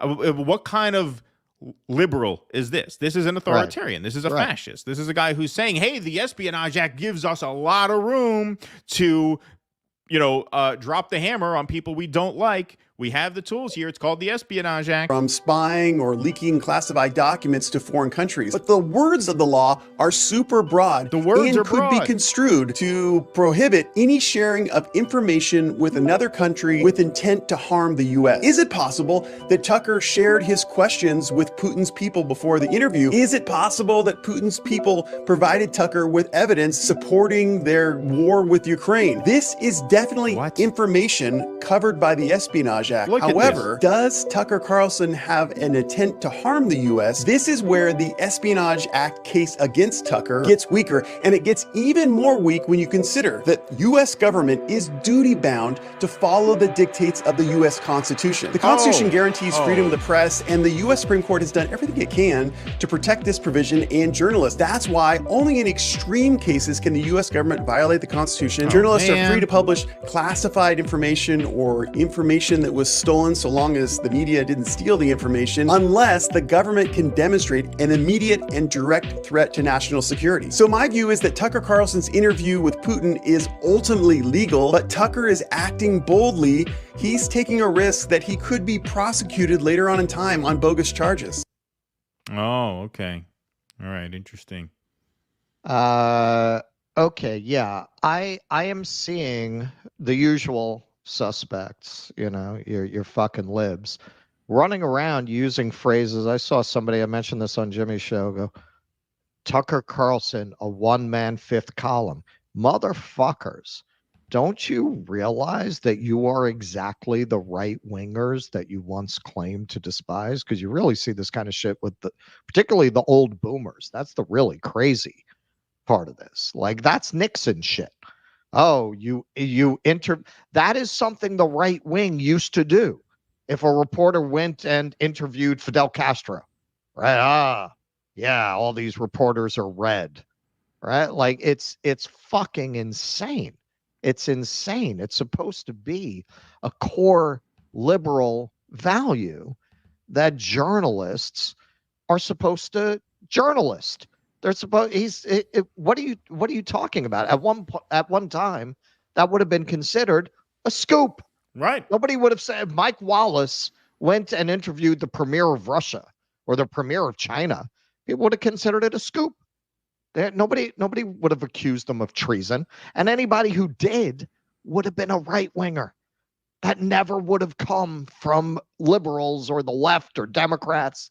That would have been, the crazy right wingers. Oh, they don't understand the value of freedom of the press. Now it's completely flipped. It's insane. Yeah, I mean, I couldn't even tell at the end there, was he doing that to bait the libs and then troll them by calling them bogus charges at the end? Yeah, I mean, in the end, he came out on the right side of it. Yeah, I mean, very, very strange video there, because he starts by saying how broad the powers the government could interpret them to be under the Espionage Act. Yeah, exactly. But just crazy. And, this interview, when it drops tonight, at this recording, 7 hours and 15 minutes away, this is going to be the first interview of its kind, the first interview of this magnitude, I would say, to not be aired on TV. This is a big moment for the internet, big moment for social media, right? Because, I mean, I can't think of an interview this big, this anticipated, that wasn't going to be a TV interview that's online only. Can you? Oh, yeah. No, everyone. This one is going to proverbially break the internet. Yeah. Yeah, people were saying, Elon, do you have the bandwidth to handle this? Because if you thought the Ron DeSantis campaign space launch was going to be big, this is going to be really big. Yeah, hopefully they've built out their infrastructure since then. Hopefully they learn from that experience. But yeah, I mean, it's just so wild. I mean, you got into this a little bit on the Jimmy Show last night. These people are very dangerous people. These people who are just always out to punish somebody. It's not just that they want their way enforced. It's that their means of getting their way is all hall monitoring. It's all reporting you to the people who are in a position to crush you and say, here, this person stepped out of line, crush them, stop them, right? They are anti-politics in that way. They're certainly anti-democracy because they don't believe in enforcing their will through actual popular means of persuasion and things like that. No, they always appeal to the person in power to just nip something in the bud. And that's what they want done to him. Tucker said this interview is likely to be censored on a lot of different platforms. We'll see. Depends on what's in it, I would think. But I certainly have no reason to doubt him on that. He got word from Elon. Elon apparently gave him his word that he's not going to throttle it or anything like that, which is good. And obviously, it'll be viewable on his own website. But we'll see what's in this interview when it comes out and which parts get around and which parts are allowed on which websites, which, I mean, I could imagine Facebook is probably going to censor this pretty heavily. We'll see about YouTube. Not sure. Like I said, depends on what's said, I suppose. But history in the making for sure. One of the biggest moments in the history of the internet, because that's the only place you could watch this. Well, this is where we've talked about this. I consider the internet, in spite of the fact that look, we're able to do this because of the internet. Overall, the internet has been a net loss for humanity and human consciousness because there is a tendency on the part of a certain portion of humanity, and maybe even the greater portion of humanity, to want to jump on board with whatever they perceive as a social value that will give them credit if they project their alignment to it. So what the internet has done has taken all the weak-minded people with nothing to recommend them, with no particularly attractive personalities, nothing particularly interesting about them. And there are more of them than there are of people with thought and individuality. It's allowed all the ants to get together to take down the beetles, right? They see something and they get together and they swarm it. Right. The internet has given them power together that they never had individually. You always had mobs and mob scenes, but now it's like we're living in a world where it's just a constant mob rule, mob scene, because all of these absolutely worthless, uncreative, just dumb people with no capacity for self-awareness or self-reflection, which again may be the greater part of humanity. It just gave them a way to all band together and define the conversation in a way that they never could before, because you used to, even if you were wrong, you used to need a certain skill set to get a platform. Now it's allowed all these people to band together and define the platform. All right, let's fulfill a wish from Joe Mama here. We haven't plugged our merch in a while, so at your request, sir, we'll plug our merch store. You can go to dudissidents.com/merch and get Great-Grandpa Menachem. He always gets my toes tapped. This is Russell's great-grandfather, Menachem Dobular, pioneer of klezmer hip-hop in the Lower East Side of Manhattan. Probably too late to get these in time for Valentine's Day, but they do make great Valentine's gifts. And so if you would like to get a t-shirt, hoodie, coffee mug, unisex t-shirts, women's t-shirts, cartoon tees. This was designed by Scott and Eileen Johnson here. Beautiful. Look at that. So dudissidents.com/merch. That was for you, Joe Mama. Thank you for reminding us. Oh, Russell has gone away. All right. I will take some super chats while he is up and away somewhere. Let's see where we're at here. Got some Rumble rants coming in, I'm sure. Gina Carano doesn't need Elon's money. Her grandfather owned casinos, which merged with Caesars, which her family now manages, and has a $725 million stake in. Wow. That is a lot of money. I didn't know that about her. Damn. Well, she's making a point, I guess. I guess that's the point. Excuse me. They want to do to him what they did to Gonzalo Lira, meaning Tucker. Yeah, looks like it. EU war criminals accusing Putin of being a war criminal is rich. Yes, agreed. And Tucker is apparently on his way out. There was a photo that surfaced of him on the plane. So apparently the interview in the can coming out at 6 o'clock, and apparently he is making his way out of Russia as we speak.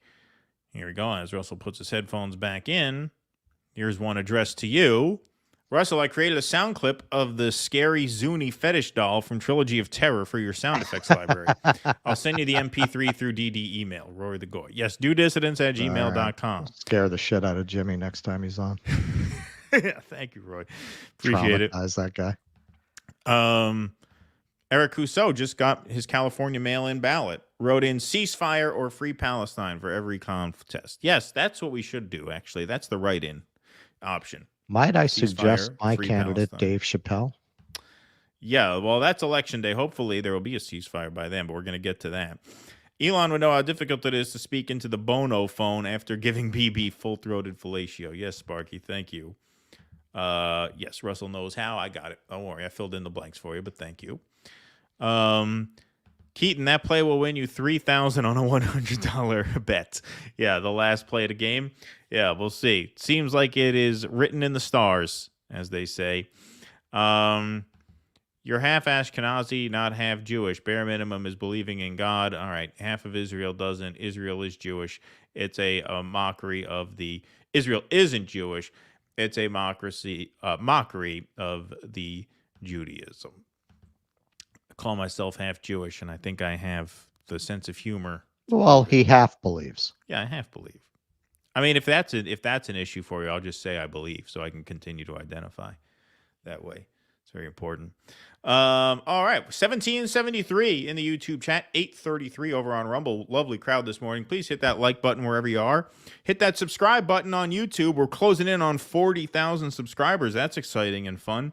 And we crossed 7,000 over on Rumble, so please hit that follow button over there on Rumble if you can. All right, couple more segments today. This is a story that broke about a day and a half ago, right as we were going on our previous live stream. House fails to pass standalone Israel aid bill as Senate package stalls. From CBS News, passage of the standalone bill would have further complicated efforts in the Senate to rally support for the bipartisan national security package that appears to be on life support. Speaker Johnson announced the Israel legislation in an open letter to colleagues on Saturday, one day before the unveiling of the Senate's broader security package. The Senate package, which resulted from months of negotiations, would overhaul U.S. border policy and includes funding for Ukraine in its war against Russia, as well as military aid for Israel and humanitarian assistance for Palestinians in Gaza. The bill came as a response to Republican demands for border security funding in exchange for more Ukraine aid. But Johnson and other House Republican leaders quickly pronounced the bill dead on arrival in the lower chamber, while reviving a GOP effort to send emergency aid to Israel via a standalone measure.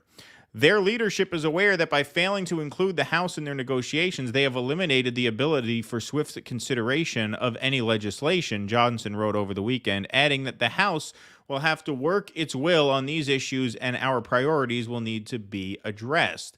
On Tuesday, Senate Minority Leader Mitch McConnell, a Kentucky Republican, said the National Security Supplemental had no chance of becoming law given the House's stance and suggested that the foreign aid portion be repackaged. House Republicans sought to provide $14.3 billion in aid to Israel last year that would have been paid for by cutting the same amount in funding to the IRS.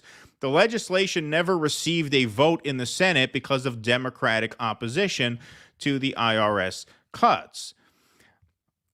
Johnson argued that Democrats should not oppose this new bill given that it does not include funding offsets. During debate in the House and in numerous subsequent statements, Democrats made clear in their primary objection to the original House bill was with its offsets, Johnson wrote. The Senate will no longer have excuses, however misguided, against swift passage of this critical support for our ally. House Majority Leader Hakeem Jeffries, a New York Democrat, urged his colleagues to vote against the bill on Tuesday, calling it a nakedly obvious and cynical attempt by MAGA extremists to undermine the possibility of a comprehensive bipartisan funding package. Okay, so Johnson's decision to remove the cuts to the IRS drew opposition from the conservative House Freedom Caucus, which accused the Speaker of surrendering to perceived pressure to move an even larger but now unpaid for Israel aid package. GOP Representative Bob Good of Virginia said Tuesday that Israel is our most important ally, but we need to end the era of borrowing for supplementals. Representative Ralph Norman, a South Carolina Republican, said he was also opposed to the bill because it lacked offsets. President Biden said he would veto the standalone Israel bill if it passed both chambers of Congress, the White House said on Monday. And, of course, the Senate bill the following day failed. Democrats shift focus to Israel and Ukraine aid. So it is true that a standalone bill to Israel failed. And it failed because, as Hakeem Jeffries says here, this was an effort, as he sees it, and as the Democrats brand it, to undermine the possibility of a comprehensive bipartisan funding package, meaning Ukraine aid. The Democrats basically tanked this bill because they don't want anything getting through without Ukraine. So you basically have a standoff here where the Democrats aren't going to let anything through without aid for Ukraine, and the Republicans basically want a clean border bill. And that seems to be where these two sides are at. And who holds the cards here? It's the Republicans, obviously. And they know that because the American people want border security and they don't want money going to Ukraine anymore. Right. And so how do the Democrats think that they are going to win this fight? So Democrats could get a standalone Israel bill through if they were willing to let Ukraine go without funding, but they're not. Right. And so that is the real standoff here. And it's just amazing how the Democrats seem to be really willing to go down with this ship to the point where they're even willing to block Israel funding. Biden is saying, I will actually veto a standalone Israel bill if we don't get the Ukraine money. The Republicans, part of the other reason the Republicans have the upper hand here is because they would like a border bill. They would like funding for the border. But in their mind, they don't really need one because Trump doesn't want one. He wants to run on it, number one. And also, you have Greg Abbott saying, I'll just take the border into my own hands. And if the Supreme Court has a problem, then Biden can send his all the king's horses and all the king's men. They can come in and they can try and do something about it. But the Republicans figure we have the polling on our side.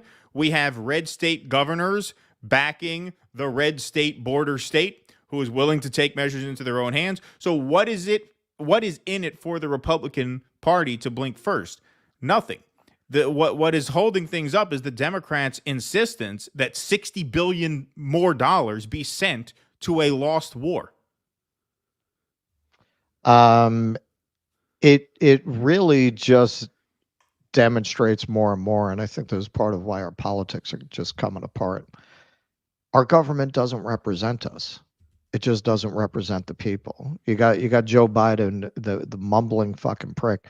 Yeah, this is gonna pay dividends for generations to come, folks. Yeah. Like, who the fuck believes that? Oh yes, proxy war and possibly a hot war with Russia. That's gonna pay some dividends. And just the monstrousness of what they're doing to the Ukrainian people. When you take this position, very often they'll falsely accuse you of not caring about the Ukrainians. Feeding an entire generation of Ukrainians into a meat grinder is not caring about the Ukrainians. The last we've heard, and it might have gone up by now, the average age of soldiers on the front line was 42. Yeah. You're talking about something the Ukrainians, if you stop the war right now, won't recover from for at least 2 generations in terms of the population and the youth. You have an entire generation of Ukrainian manhood that's been decimated. This is it's just horrific. If you really care about the Ukrainians, you'd be pushing not only for a ceasefire in Gaza, but a ceasefire in Ukraine. Yeah, absolutely. 100%. Let me just read this number here because I thought it was in that article. For some reason, it wasn't. I may have misremembered that. But the vote was, here, I'll screen share this. The vote was 250 to 180. So by a vote of 250 to 180, the House voted against the legislation that would send $17.6 billion to Israel, with 166 Democrats and 14 Republicans opposing the measure. So it was the Democrats who blocked the Israel bill because they didn't want to let anything through without Ukraine, because they know that the only way they're going to get any Ukraine funding through is by attaching it to something that the Republicans want. But again, the reason that's not going to work is the Republicans have the upper hand in terms of polling and in terms of Donald Trump. And in the case of the border, they have governors who are willing to take matters into their own hands. Sorry, go ahead. I just wanted to read that because I thought that was in the article. I don't know why it wasn't in my slides, but whatever. Yeah, no. I said when they whacked out McCarthy, nothing with Ukraine funding is going to pass the House. They're not going to whack a speaker and then approve the Ukraine funding. So again, I mean, it's another example, as with the Tucker Carlson interview, we're living in topsy-turvy land. The Republicans are the bulwark against continued war funding, and the Democrats are the hawks desperately trying to get it.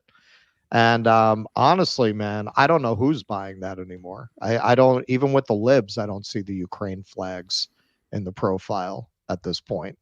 No, like I assume they were just going to have to give it up, but they're not going to. It appears they're not going to. That appears to be a real sticking point to them. And under normal circumstances, they might think that they could push this through. They could play hardball politics by saying, well, here, we'll give you something you want. You have to give us something that we want. But what they are miscalculating in this circumstance is that all these other factors are working in the Republicans' favor, where the Republicans could just play ultra hardball and just say, no, like there is no incentive for us whatsoever to give you this money. Zero. And they know the Democrats aren't going to leave Israel in the lurch at the end of the day. Of course, they'll blink first on that if push comes to shove, right? Which obviously this comes up quite a bit on Jimmy's show, the force the vote debacle. Hey, can you imagine what we might have been able to accomplish if we had a similar faction? If the squad had been like the Freedom Caucus, that's true, and was willing to use these tactics, what we might have gotten. Everybody who said that this couldn't be done, it wasn't. I mean, well, now we see it's been done. And this was at the time. You really made that point. How they were using dishonest math about it because of the peculiar nature of our system. Only a small number could shut the whole thing down. Yes. So, and in this case, a lot of people will make the argument, we've even made the argument, well, it's easier for Republicans because the kinds of things they want to do are more friendly to the business elites and the wealthy who run the country. Not cutting off war funding. Those people love war funding. They love them some war, and they're doing that. So you don't even have that argument. So, we just, for whatever reason, and that's something, worth analyzing, because it's not like, I know some people, they say she's a psyop. I've said I'll look into it, but all things considered, it looks like they didn't really expect AOC to win, and it took them by surprise. So it's not like we didn't elect outsider candidates. I don't think they wanted Cori Bush in Congress, right? So we did that. We put in our outsider candidates, but these people just wound up being absolutely fucking worthless. Why can't the left generate an equivalent to the Freedom Caucus? It's an interesting question. Yeah, and that's a really good point to bring up because now we just kind of take it for granted that the Republicans don't want Ukraine funding. And that's generally true at this point, but it didn't start that way. The Republicans were all on board for Ukraine funding until the Freedom Caucus made a stink about it and made that position toxic to the point where now you have dozens, if not hundreds, of Republicans between the House and the Senate who probably want to vote yes on a Ukraine bill, but no, they can't. They know they can't. That's the kind of power that a small but very, very stubborn and committed minority can wield if they have the courage to wield it. And the Freedom Caucus did. And these are the results of this. You have the Democrats now desperate to get a Ukraine bill to the point where Democrats are basically willing to adopt Donald Trump's border policy, which in 2016, that was Hitler, right? They're basically willing to go there to get the Ukraine money. And the Republicans are now in a position, thanks to the fact that not only has Republican public sentiment turned against Ukraine, but generally American sentiment has turned against funding Ukraine. The Republicans have enough power on their side to be able to say, no, we don't have to take that compromise. No, it's just not going to happen. And in a sane world, you would see a coalition between the squad, so-called squad, and the Freedom Caucus on this subject. Of course. Get together and, hey, man, nobody wants this war funding. Let's work together on this. Or, and in that world, you'd have more cooperation in the long run. Leading the way on this. Exactly. That's another good point, because in that world, you'd have more cooperation in the long run because both parties now Ukraine funding would be toxic to both parties, and you move on to other things, right? Now you could fund that genocide you're so anxious to fund, right? If you could get this Ukraine issue out of the way. All right. Let's we got one more segment, but we got some super chats and Rumble rants to take here. Every damn chat section. I like that name. So if Tucker interviewing Putin means he's a mouthpiece by mainstream definition, isn't that them admitting mainstream is a mouthpiece for the U.S. government? Yeah, good call. I thought you were going to say, isn't that them admitting that mainstream media is a mouthpiece for Zelensky? Because look at all the softball interviews that we have given to him, on multiple news outlets, right? So if interviewing someone makes you a tool of them, then, we've seen it all over the place. What's going on? I think somebody who works here, I guess. Oh, I thought you were getting a visit from Graham Elwood. Is he there? Better hide. We're going to have to end the show early, folks. Russell's got to hide under the bed. Why has that guy got a pistol? All right. Pretty Proletarian, MSM simultaneously saying that Tucker is a traitor for interviewing Putin and that they've been trying to get an interview for years. Yeah, that's a good point, too. Alrighty. There we go. MCFC, why is Hillary still a thing? She isn't, but on MSNBC she sure is. But that's it. That's it. That is that the tells one. You everything you need to know about that network and its audience. This is the one proviso I will give to my rather dim, misanthropic earlier analysis of humanity. On the other side, if you look at how many people are really engaged, it's a very small minority. Like if you really ask people about these figures that are elevated like this, most people hate them. Like most people do. It's just that the people who are most likely to really take part in the conversation online are the few people who take people like Hillary seriously. That's true. That is true. Remember when Hillary Clinton hit the reset button with Russian Foreign Minister Sergei Lavrov? Yes, she even brought a prop for that. Russian Reset has a wiki page and all. P.S. Google image search Hillary Clinton, Vladimir Putin. Will do. Thank you for that. Russell, I'm Gen X. I listen to Top 40. I wore Vans, Ocean Pacific t-shirts, and members-only jackets. I used DEP gel in my hair. I had a pet rock. Oh, you had a pet rock. You would have hated me. A Goya shirt preppy. Yeah, I was just going to say, is this supposed to be relatable for me? Because I didn't do any of those things. I was out stealing cars and dealing drugs when you were doing that. There you go. If you're able to get Steve Grumbine on, he'd explain why all this financial jockeying is bullshit. I don't think you have to be an MMT person to think that financial jockeying is bullshit. Just look at the bill that they tried to pass, $118 billion border bill. only 20 billion of that was actually for the border. 100 billion was going out to other countries. So when they come to you and say, we can't afford to do this, we can't afford to do that, I mean, just that one bill alone is a microcosm of why that excuse is nonsense. I don't think you necessarily have to be like a doctrinaire MMT advocate to think that that's generally true. Anything to add to that, Russell?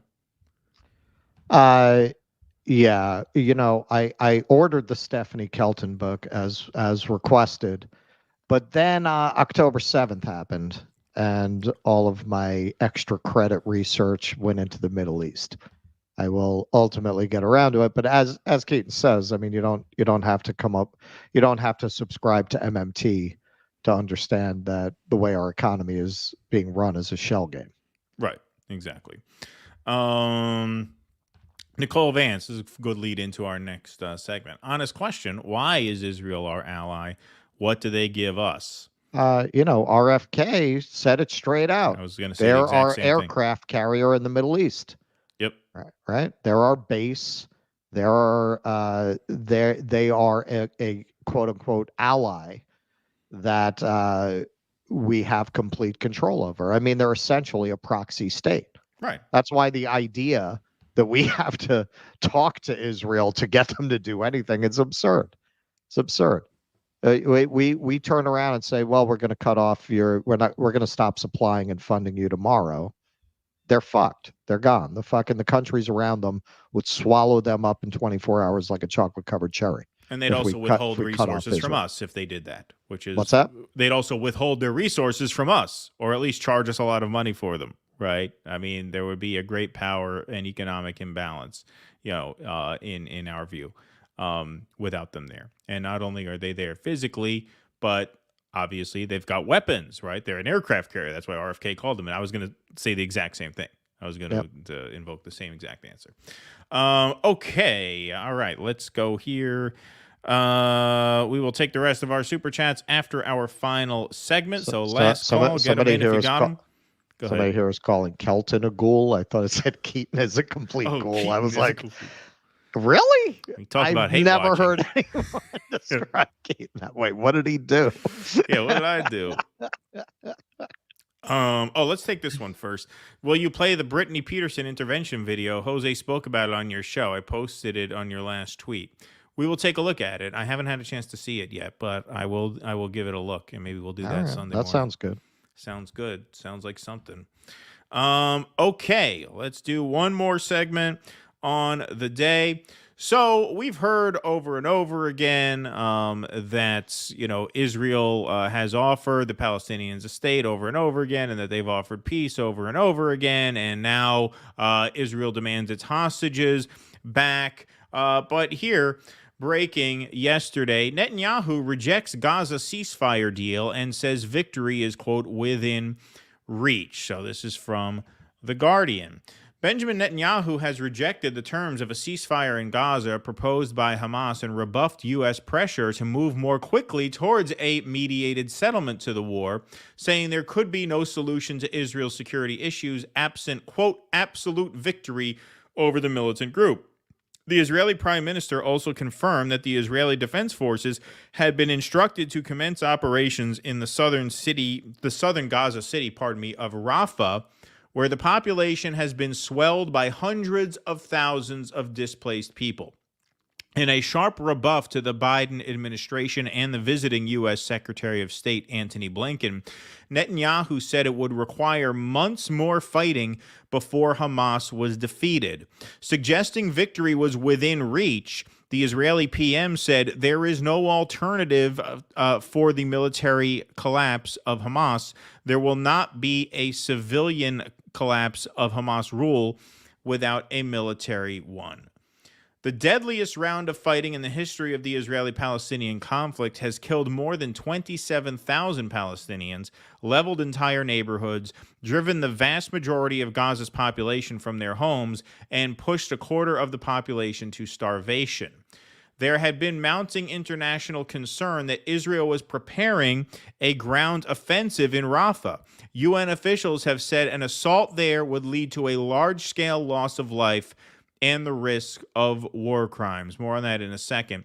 Saying that no part of the Gaza Strip would be immune from Israel's offensive, Netanyahu, whose poll ratings have collapsed, also ruled out any arrangement that would leave Hamas in full or partial control of Gaza. Earlier in the day, Blinken had been told by the Israeli Defense Minister, Yoav Gallant, that Hamas's response to the ceasefire negotiations had guaranteed their rejection by Israel. So I just want to highlight here paragraph 2, mounting international concern that Israel was preparing a ground offensive in Rafah. Don't forget, as the northern part of the Gaza Strip has been depopulated, all of those people have now been pushed south, which means if you look at this map here, which is part of the article, you can see the orange indicates damage done before January 21st. The red indicates damage between January 1st and the 29th. That's more in the Khan Yunis area there, towards the south.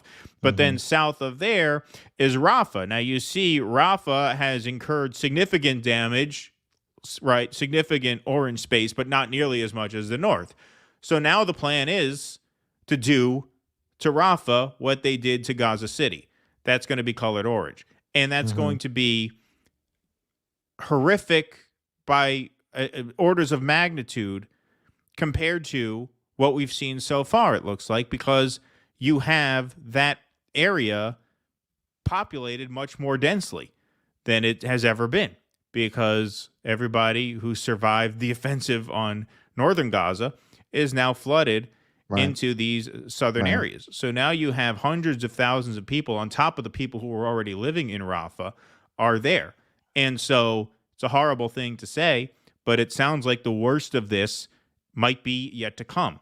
And that's why there was pressure for a ceasefire. Not pressure, we didn't put any pressure, but that's why there was a ceasefire offer on the table, which of course Netanyahu rejected. And so let's hear some of the speech. He put this out on social media yesterday. Tonight I want to speak to you about total victory. Our security and the prospects of peace in the Middle East depend on one thing: total victory over Hamas. At the start of the war, I outlined 3 goals: destroy Hamas, free the hostages, and ensure that Gaza doesn't pose a threat to Israel anytime in the future. Achieving these goals will ensure Israel's security and pave the way for additional historic peace agreements with our Arab neighbors. But peace and security require total victory over Hamas. We cannot accept anything else. Can you imagine what will happen if we don't have total victory? Hamas leaders have already pledged they'll repeat the October 7th massacre over and over and over again. No nation can accept that. We certainly won't. Without total victory, Iran and its terror proxies, Hamas, Hezbollah, the Houthis, and others, will be emboldened to subvert moderate states in the Middle East. They'll threaten the entire free world. Only total victory will prevent that.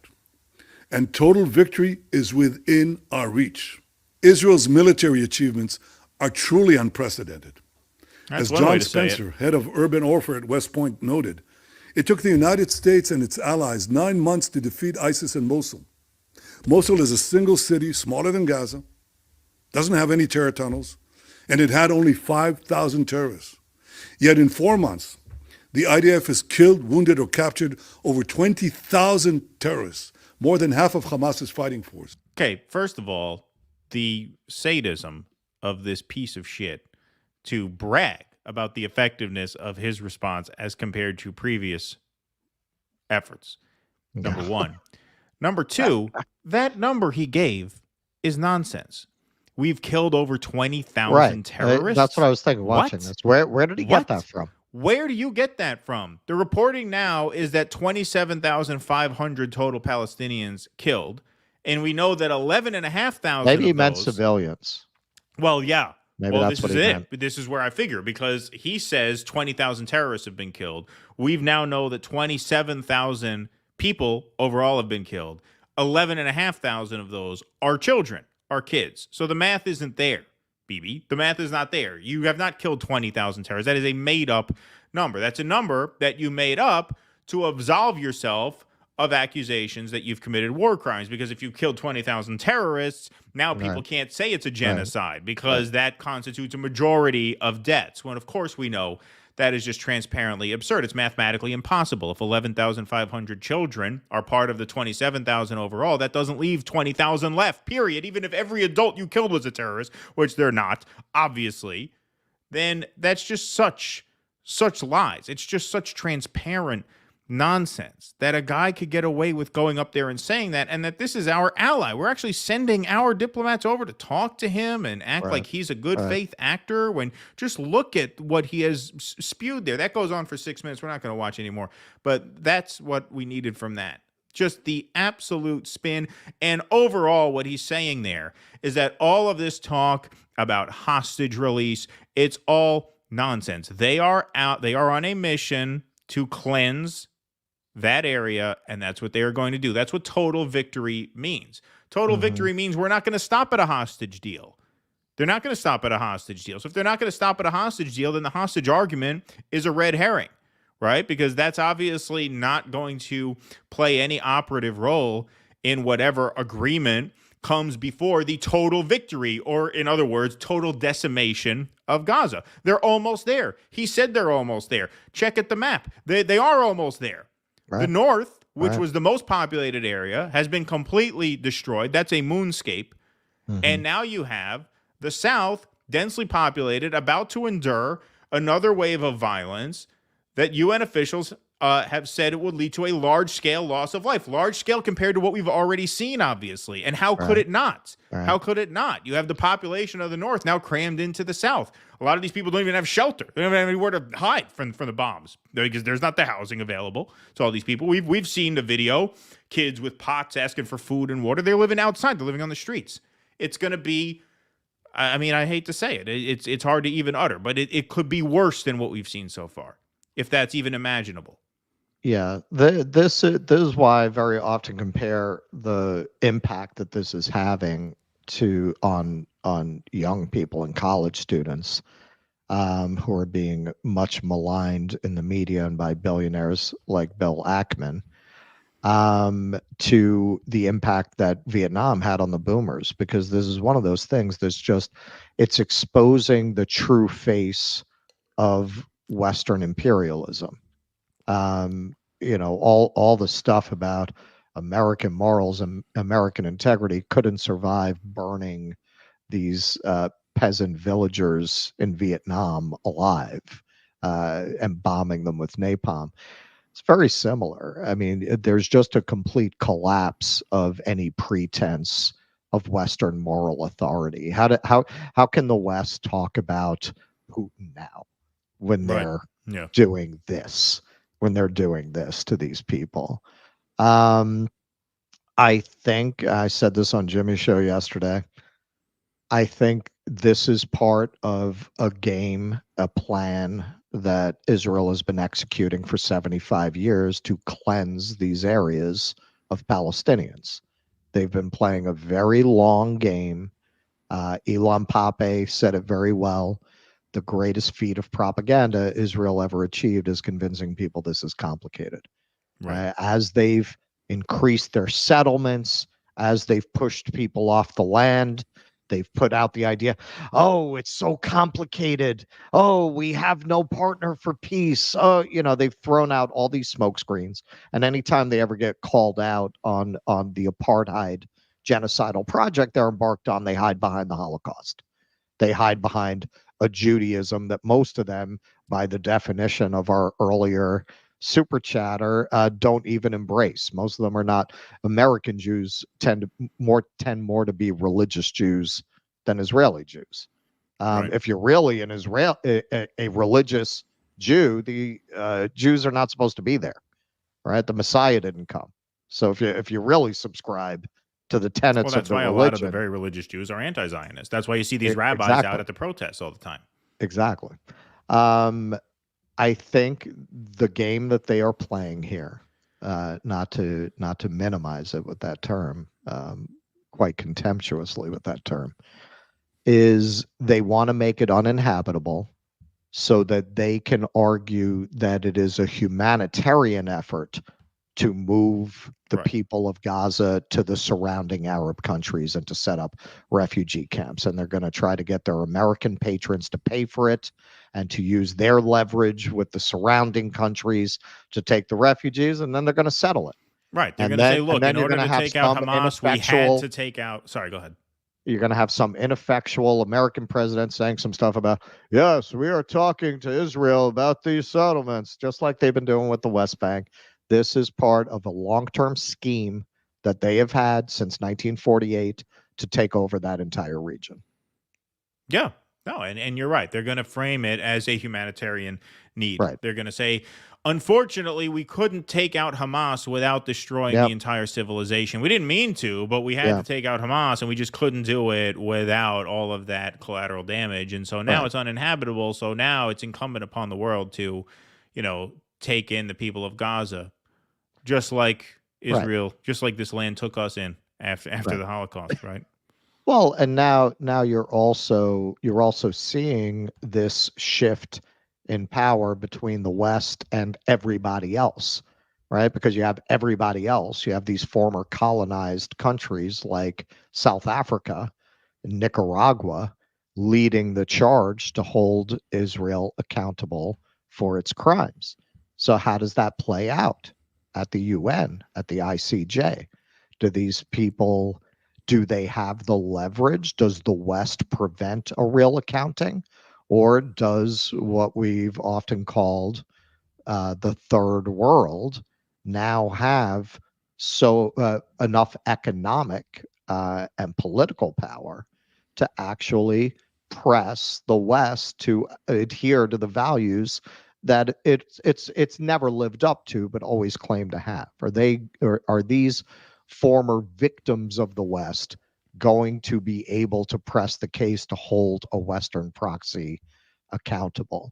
However that plays out, I've said from the beginning, and many people have, Israel is never again going to be able to function as if it's a member of the family of nations around the world. You're going to see massive boycotts, cutting off of diplomatic relationships. It's never going to be able to function the way it did before in the world. No, of course not. Of course not. And that is well said. All right, folks, that's our segments. We're going to take some super chats and rumble rants before we wrap. So last call, if you got them, send them and we'll read them. And then we will see you tomorrow on the Jimmy Dore Show and back here Sunday morning. Don't know if they used it, but AI makes it easier to uncover all the landmines and pork in congressional bills now. No more excuses like, gee, we didn't catch that. That's a good point. Now you don't have to read the whole bill, right? You can do an AI scrub. So yes, that is a good point. Russell, you're the hardest working Jew in the alternative media. I hope you don't become so big that you dump Keaton. Is there a Yoko in your life? Let me tell you something. You do not want to see what this show would look like without Keaton. Believe me. Guys, you call Zionists in Israel Zionists, but you call Zionists embedded in the U.S. State Department neocons. Netanyahu, we've called them Zionists before. We've called a lot of neocon politicians that word before. Netanyahu has killed thousands. Victoria Nuland has engineered the deaths of millions. Oh, sure. Certainly. No argument there. Eric Housseau, use Megadeth, peace sells, but who's buying? Peace sells, but who's buying? Yep. That's a good idea. That's a good idea. Yeah, that's good. Sparky, denazify Ukraine. Thank you, Sparky. Sparky, many say that aircraft carriers are obsolete, so who needs Israel? Good point. Tell that to RFK. Yeah. RFK didn't get the memo. Didn't get the memo on that. Kristen, sorry. Thanks for the $4.99. Appreciate that very much. And China Billy, I wonder if Bree is still having difficult conversations with Marianne about Israel behind the scenes. Well, what's the point now? I'm gonna look, man. I mean, I'm gonna fucking ingest the coffee like fucking cocaine. I'm gonna like fucking mainline that shit to get a super cut of all these PMC fucking commentators with Marianne ready for Jimmy's show tomorrow. Well, I want to send you the CJ tweet because I'm going to help you aggregate materials for that. CJ please, put out a good one yesterday. I'm gonna need help. Yeah, CJ put out a good one yesterday. He said, Did he? the working class dodged a bullet. We saved, millions of dollars by not getting into this campaign, which is true. And that was Nick's point, and CJ was on that too. It's like, yeah, now you have, all these people who maybe made a donation to a mutual aid effort, maybe donated to, a UN relief effort for refugees. They had that money that they wouldn't have had they gotten sucked into this bullshit campaign, right? Like another Bernie thing. Hey, you know what? It's true because it is true, yeah. The way that she treated them, definitely on my end, and I'm sure this is true of you too, had a lot to do with the way we covered it. Yeah, I think because they exposed her from the beginning. Right. Exactly. No, for sure. No doubt about that. All right. That is our show, everybody. We want to thank you guys all very, very much for being here. We're going to get to work on the Jimmy prep for tomorrow, and then we're going to see you guys again Sunday. Russell's going to be going to the parks today, so we got a lot of fun stuff. Universal Studios, baby. Indeed. That'll be fun. I think you'll have a good time. And you got a nice day for it. I got a nice day here. It's actually pretty nice out in upstate New York as well. 1580 to close out in the Rumble chat, over 1,000. I mean, in the YouTube chat, 1,010 over on Rumble. So lovely crowd this morning. This is our new schedule now moving forward since Russell's last hosting gig with the Jimmy Dore Show is tomorrow. He'll be back in April, but now we have our schedule kind of locked in Sunday, Tuesday, Thursday. And then starting next week, we're going to try and integrate that fourth show in, although it is complicated again by the fact that Russell's going to London for the Assange hearing. But we will definitely have, within the next couple of weeks, that fourth show worked into the mix. So we will keep you guys basically updated once on I get back to New Orleans. Right. Once he's back in New Orleans, we'll have 4 shows a week for you guys. Also, they want to eliminate UNRWA. No UNRWA, no refugee tracking, no right to return for Palestinians. Exactly. Good point, Janice. Thank you very much. Well, and there's also, there's so much going on. We haven't had time to cover it. But I've seen they're issuing reports showing that they really didn't have any evidence against UNRWA to justify cutting off this. Channel 4 did an investigation, and they said we found nothing. Big surprise that is. Right. Shocking. Big surprise. Yeah. All righty, folks. Thank you very much for being here this morning. Have a great rest of the day. We'll be seeing you on the Jimmy Dore Show tomorrow. 4 p.m. Eastern, 1 p.m. Pacific. And then back here Sunday morning. No show Sunday night. Sunday morning. Join our Substack. Even if you have to join for free, join our Substack. It's a newsletter. It gives you advance notice of when and where we're going to be going live. So in a situation like Sunday, where we're going to be going earlier than usual, if you forget about that, you'll get an email on Substack that morning. Say, hey, we're on at 10 a.m. today, not 7 o'clock. So join that. It's free, and it comes in handy, and you stay in touch with us that way. But whenever we do see you again, whether it's tomorrow on the Jimmy Dore Show or back here on Sunday, we thank you very much for being here with us this morning. Until we see you next time, be safe and be well. Courage. That was a good one. That was perfect. Getting better. Thank you. We'll see you next time. Please clap.